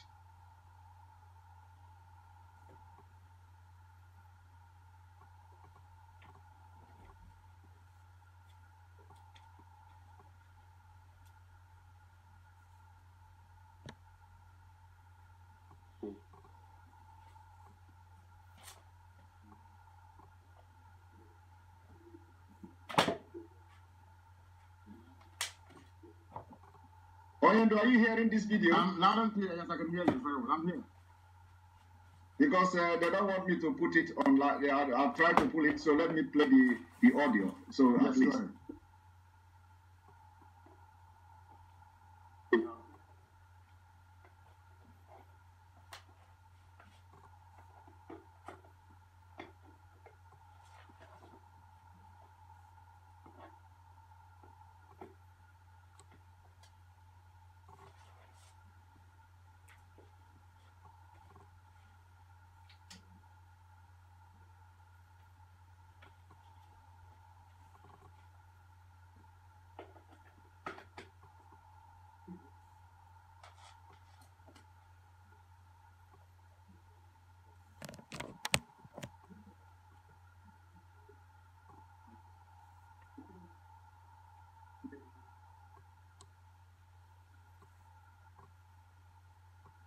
Sama, are you there? Can you hear me? Yes. Are you hearing the audio? No, I can't hear it. No, I can't. Oh, you can't hear it? Oh, no, my I goodness. cannot hear it. Maybe you can paraphrase it for me. Perhaps you can tell me what the audio is saying, or tell the listening public Okay. what the audio is saying. So the audio, of course, the audio is saying that, for those who are making commentary on Biafra, it is not, they are not in the position to, to tell Biafrans not to talk about Biafra. Yes. That especially the issue of the war and the experience and all that they are not in the position to talk or to tell Biafrans not to talk about Biafra. Rather, it is the responsibility of Biafra people, either if they choose to forgive. That it is not, you are not in position as somebody in America, you are not in position, somebody in Europe, you are not in position, somebody elsewhere in Nigeria, you are not in position to come and say, do not talk about Biafra, because you are not at the receiving end. You did not, you did not participate or feel, the pain of Biafra. You are not a victim. So allow the victim of Biafra to talk. If they decide not to talk again, it is them that should decide not to talk about it. Not somebody who did not feel the pain or who did not fall a victim of the killings by the terrorist government of Nigeria to come to say, okay, let us forget about this Biafra, let us try to heal and move forward. That's what the person is trying to say. I think the video, I'm gonna post it later on. I'm gonna post the video later on. And then, so now, let us go to the next question. You know that Nigeria has been killing people, Biafra people, since 1940 something. Yes. Since 1940 up till 2021. Yes. And if we begin, apart from the over 5 million people that died between 1967 to 1970, after that, every killings that happened in northern Nigeria, the Biafra people has always been target. Yes. A lot of people are telling us now that, Biafra, you are endangering the life of the people. You are endangering the life of the people. So, and when they are saying this, endangering the life of the people, we don't understand. What do they mean by endangering the life of the people when actually the life of every person in Nigeria is already in danger? So can you tell us, How do you explain to them how endangered are the life of people in Nigeria? Not even talk about Biafra now. One Nigeria is what is endangering your life. If you stay in one Nigeria, you will die. It's a very simple fact. Why are people dying today? Is it not because of one Nigeria? Let's say miraculously they had agreed to what our great leader, our eternal leader Juku said in 1967 and opted for a confederacy or a confederation. Do you think Fulani will come and kill you today? Is that not common sense? This way they know the truth, they keep pretending. Let me tell you one thing, Simon. Those living in Kanu and Kaduna, they're endangering my life in the village. If because of you, the Fulanis have the temerity to come to kill us, that means you in Sokoto, you in Meduguri, with your 2x2 hotel, because of that, you want to endanger my entire village. You are the danger to me, not me to you. Let me tell you something. Have you ever wondered why each time the Fulanis, they kill people, they take over your land, and there is this who have this, trouble now bubbling? They always talk about unity of the country. Unity of the country. What is it after each and every atrocity? The next thing they talk about is the unity of the country, because they know that within the so-called fake unity of Nigeria, they can perpetrate any evil and get away with it. Don't you know that? If Ojukwu went to Aguri and agreed a confederation would go on, came back, Britain said no to it.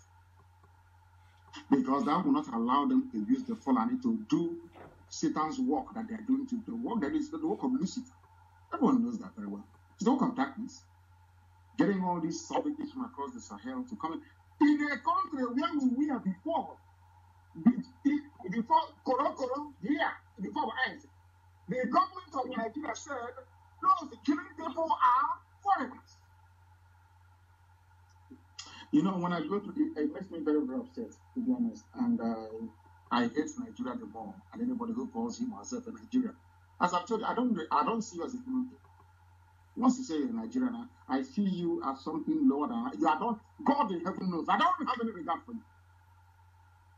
Before our eyes, they asked them, people are killing us, so come to rescue us. So they said, no, they are foreign, they are from foreign, they are foreigners. Now, the same foreigners, you want us to give them land to do agriculture. And another people. Honestly, I don't know the God that made black people. I'm being honest with you. I don't know who made it. I don't know where we came from. Because no human being can reason the way we do. That is not possible anywhere in the world. Who are those killing us? You said, they are foreigners. Before our eyes, during COVID, they closed southern borders, but opened northern borders. Nobody said anything. Even today, or was it yesterday, they appointed a new EFCC chairman. That man is a Fulani man. Nobody said anything. So that means that Nigeria belongs to them. That means if you support one Nigeria, you support what the Fulanis are doing. It means you want me, my village, to be taken and handed over to Fulani. Anybody canvassing for one Nigeria, you are a threat to me and to the way of life of our people. There is a reason why when you're going to the village, you buy a bottle of hot drink to give to an elder to pour libation on the ground of your ancestors. That was the same reason why when Joseph died in Egypt, they dug his body up, his bones, and took him back to the land of his fathers to go and bury him in Israel. That is who we are. Nobody can take our land from us. Anybody, if you are in the north, you are endangering us. Mind what you say, not to endanger us. But you living in the north, you are endangering me living in the village. I knew that when this problem started, they would say, you have Igbos everywhere doing their business. Nobody's driving them away. Why are you driving? I know they will come to that. That is their method. Because you're living in Gwagwalade. I should give back to me. Fulani will take over back. Did they come for business? Is it today the threat to kill? From 1945, they have been killing you. I remember when George Bush went, I think 2005 or whatever, and bombed Al Qaeda in, bombed, what are they called again? In Afghanistan. In Kanu, they were killing us. In Kanu State, they were killing us. When somebody drew a cartoon of the Muhammad in Denmark, they kill us in the zoo. Have you all forgotten? Are we that foolish that we have all forgotten all of this? During election before your eyes, they destroyed polling stations. They said, Biafrans are going there to down vote, so let's destroy it. EU was that they observed it, they saw everything. After seeing all of these things you're telling me about, so I'm endangering your life. You are the one endangering me. And before you endanger me, I will endanger you first. Thank you very much. Oyendu, this is a very strong one, and I think every Biafran agitators, including media and those writing in national media, should take this up. This is a very strong one. Those who say we are endangering their life or life of Igbos, the people in northern Nigeria, the people supporting one Nigeria are endangering our own life. I think this should be the message from now on, so that because a lot of people never understood, from this perspective you are coming from now. Because when you continue to push for one Nigeria, you continue to endanger the life of others, especially those who do not want to be part of Nigeria. And those people who do not want to be part of Nigeria are much in number than those who want to stay in Nigeria, which is just 1% of, if not up to 1% of them. So this message should be spread. We have to continue. Now, another thing is that when you listen to the Inspector General of Police, you just mentioned about the EFCC, the Fulani, and nobody is talking about it.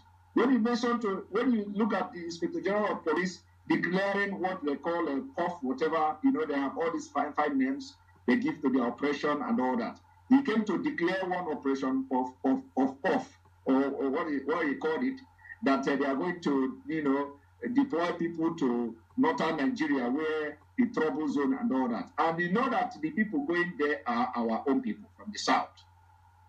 And you know that you have just 3 months left. And in these 3 months, we know that this 3 months is going to be the most deadliest 3 months in Nigeria. Now they are sending our men and women to the northern part of Nigeria where Boko Haram and bandits are on rampage. And the idea is to go and slaughter them there. Because the thing that the military could not do is not somebody that went to police training that will go and quench the fire.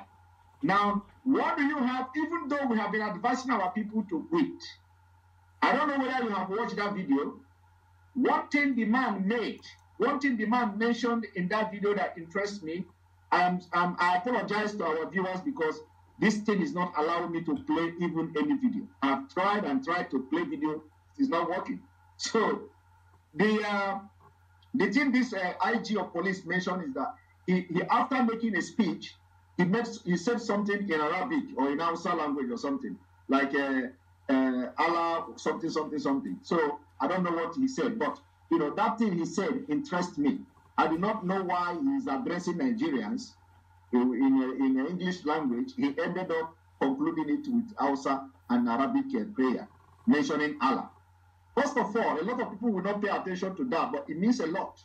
As a state person, in a public office, addressing people, agency who are supposed to be serving in a secular state, it is not just a sacrilege, but something that should worry everybody. That a police IG addressing the police people, all of a sudden, at the end of the speech, he ended up speaking Arabic and mentioning Allah. Even a president, even though the one parading himself as a president cannot do it, because it is completely against the constitution of Nigeria, if there is anything like that. So what do you have to advise our people? They don't know we have to. They don't give a damn. It doesn't. Nigeria belongs to them. With the help of the British, belongs to them. Are you telling me that BBC hasn't seen what has been going on? Can't BBC do a documentary on Fulani killer headsmen to bring out all the facts? They know what is happening. They know Nigeria. If you, Anybody, if you don't know that Nigeria belongs to the Fulani, to the Janjaweed, then you are mistaken. The only thing that is still worrying me is how the Hausa peasants, even after all these years, have not grown any common sense to understand that they're being duped. Nigeria belongs to them. They can do whatever they like. You've not seen them performing military drills in Hausa language, in their own native tongue. You have not seen the motto of the Nigerian army, that it is still the same banner that Ottoman Dapodi went into war with to take Gobert from the Hausa people. You don't know that? You have not seen Arabic on Nigerian army flag. Maybe I'm even surprised that we're not no longer even learning Arabic. I think the deposed emir of Kanu, Sanusi, went and took some money from Saudi Arabian government to introduce Arabic as a second language. So you people don't know the mess that people don't know the mess they are in. You remember that time we used to say that the war is coming? They said we are warmongers, we are miscreants, we are touts. You know, we have very beautiful names, and I love it. I'm the #1 miscreant anyway. All these names they keep calling us. The same words I used before is what Oresha is using today. They brought war to our doorstep. He told BBC. The work of BBC is to make sure that, regardless of how horrible the behavior of Fulani is to moderate it. That is why they can. What would you do if they speak Arabic? If they decide, after all, everybody in every major position is almost Arabic. Is Muslim, is Fulani. You've done nothing. They closed all the 7 ports in our land and only left 1 open. They closed 6, or only 1 open in Lagos. So when a Yoruba person wants to speak, they say, remember, if you talk too much, we'll move our seaport from Lagos to Warri. That one will close his mouth. That's the life. I mean, when you don't even go, you're being you're intellectualizing this whole discourse. They won't understand it. In a country with 7 seaports, 7. One, 2, Calabar, Warri, there is one again. You remember that place? I don't know, maybe you are too young. Where they dumped toxic waste when I was in secondary school. Some people in Italy brought in hazardous waste and dumped it there. That port is still existing. You cannot see one cargo ship there. Only in Lagos, and it's congested. You come in there, a ship will be waiting for his turn for her turn, because it's a ship, so it's a her, for her turn for nearly 6-7 months to offload. And you're telling me about what they do. People are in one night. Why wouldn't they speak? Who is the head of customs? A retired military colonel, or is it major? He doesn't wear customs uniform as required by law. He doesn't wear. The Fulani have messed everybody up. Everybody is useless in the zoo. I don't know. I think it was Ohangi who was writing it, that whoever is advising the Fulani is doing a very good job, because they know us very well. They know we are black people. They know nobody is going to come to rescue us. You can do whatever you like. The BBC is there. All they care about is to make sure that the Fulani continues their mind to the sea. That is the work of the British and the British, and it's never going to stop until we rise up and say, enough is enough. This is what we are doing. So you're worried about people speaking Arabic when the army is Arabic. Now, go and look at the Arabic. That is the mess we are in. It's unfortunate that people do not see this mess. I had one idiot, as I mentioned the other day, talking about my wife is from Hausa, my baby mother is from Ekpa, the senior brother is from Jiku, and I'm Igbo. Because of that, let's have Nigeria. People don't know. People talk as if they injected them in there, as if there's something wrong with their brain. Haven't you seen that our dear sister Chimamanda? Because if you do good, we pardon you. If you mess up, because IPOB, we are too strong. We shred it to pieces. Today she has come back to her senses, saying she has done it. What we are saying is correct. You may not like it because I am saying it. You may not like it because someone else is saying it. You may not like it because family writers are writing about it. You may not like it because a person is saying it, but it is the truth. You can hide and run and speak all your grammar and all that. It is the truth. Fulani will kill you. They will take your land. They will take it. And BBC will cover up for them. So you don't know. I feel sorry for the animals in the zoo. Zoological Republic.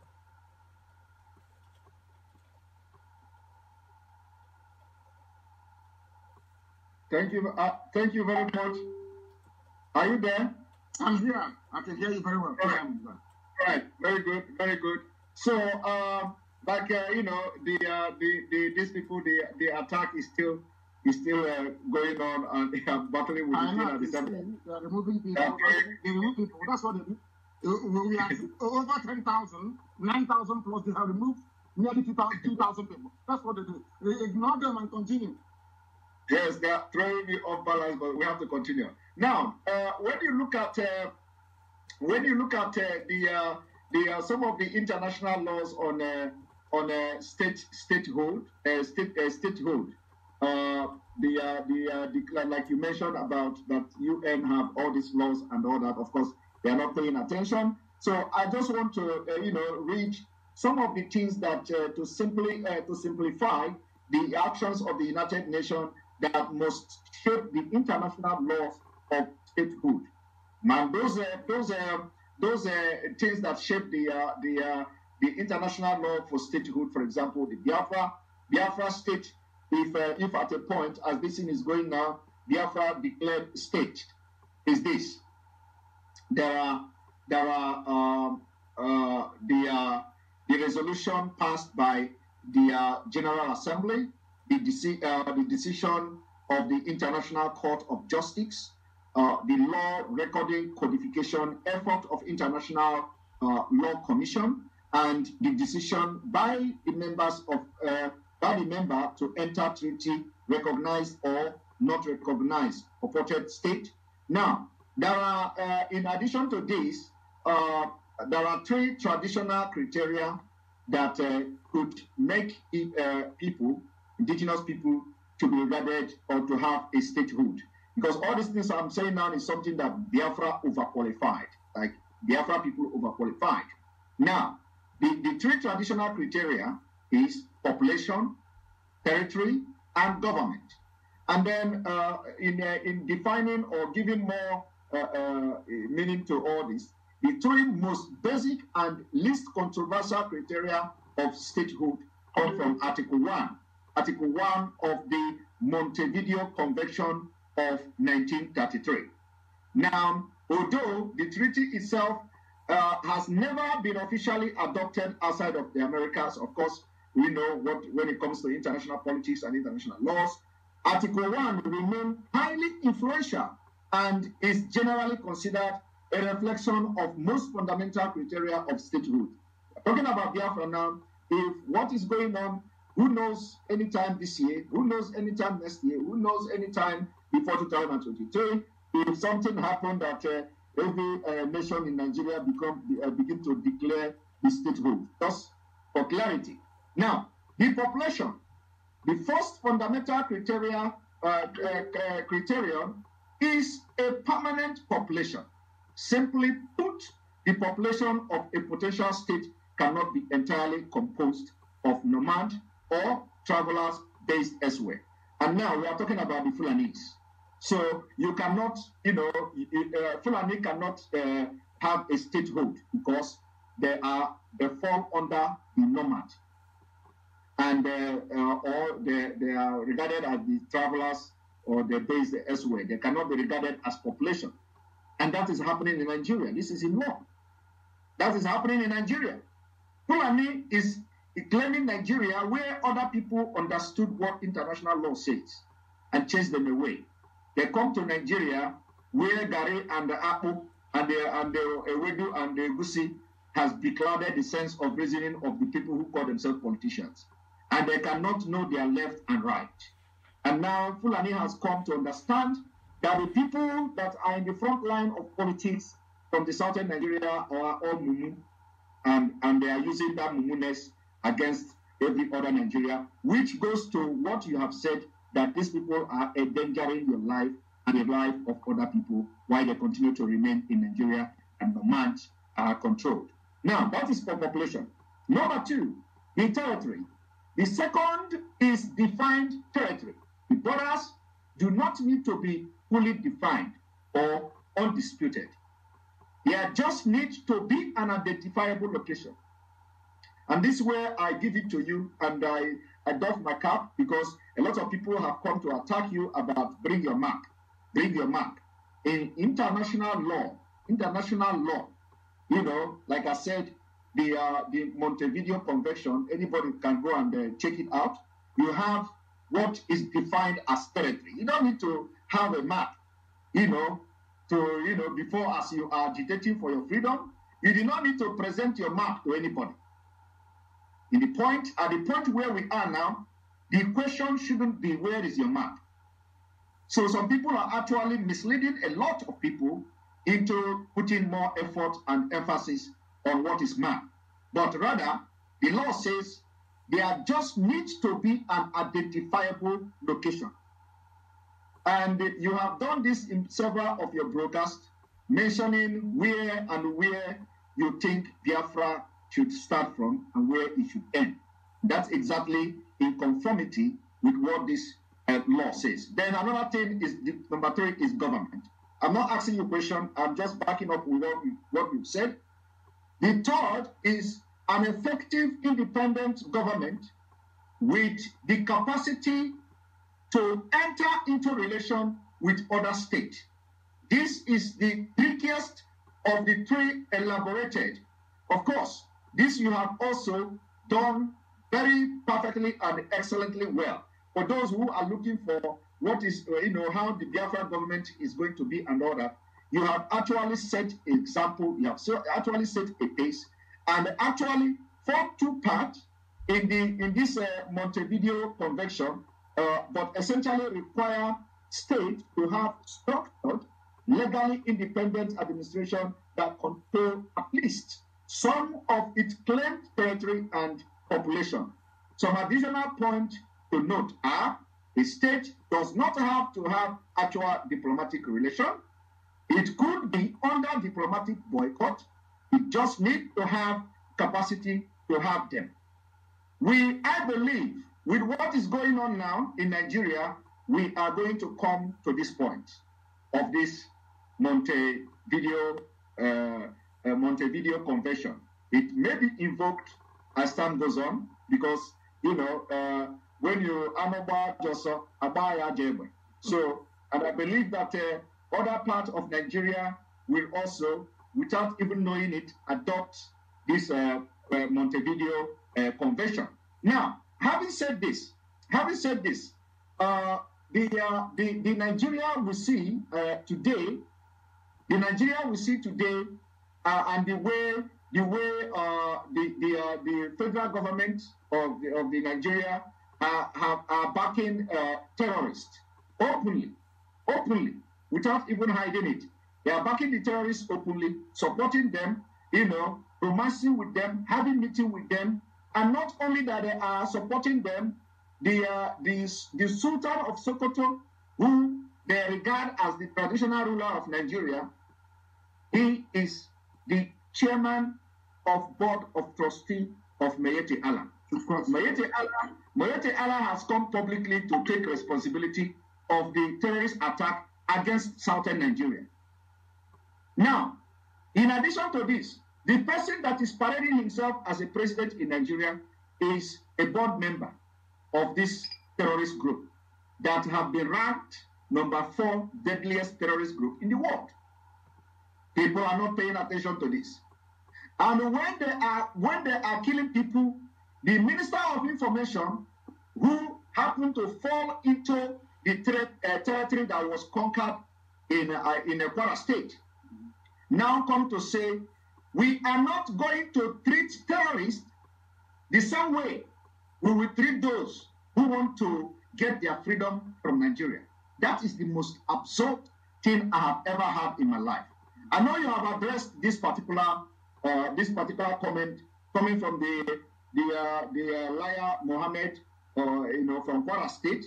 But please, can you, from a different perspective, can you tell us How would somebody who say he's a Nigerian, especially from the eastern part of Nigeria, and you call yourself a politician, you go to Abuja, you call yourself a governor, you go to Abuja, you call yourself a House of Assembly member, you go to your state and all this, and then you hear somebody saying that those who has made you not to travel by road to Abuja, those who made you not to travel by road to Enugu, those who made you not to travel by road to Owerri, with all your fine vehicle and all your cars, they are not to be proscribed. Rather, the people who say you should have your freedom are being proscribed. In Nigeria, where you actually have state judiciary, that you can actually go and approach the state judiciary and order them to de-proscribe IPOB. For the statement coming from that Minister of Information requires opposite reaction. Now, what do you have to tell our people who think this way, that after that statement, nobody has actually come out to say anything? At least I have not read. I have not read anybody. They will not come because they've been conquered. We are all slaves of the Fulani without knowing it. Not us anyway, maybe not IPOB, but the rest of the zoo. And I must thank you very much for the depth and for the depth of your research in terms of the Montevideo Convention. Montevideo is in Uruguay, for those who do not know. The reason why I never responded to those half-baked intellectuals that keeps talking rubbish about roadmaps is because they don't know anything. I'm a student of contemporary politics. I actually read politics at the university.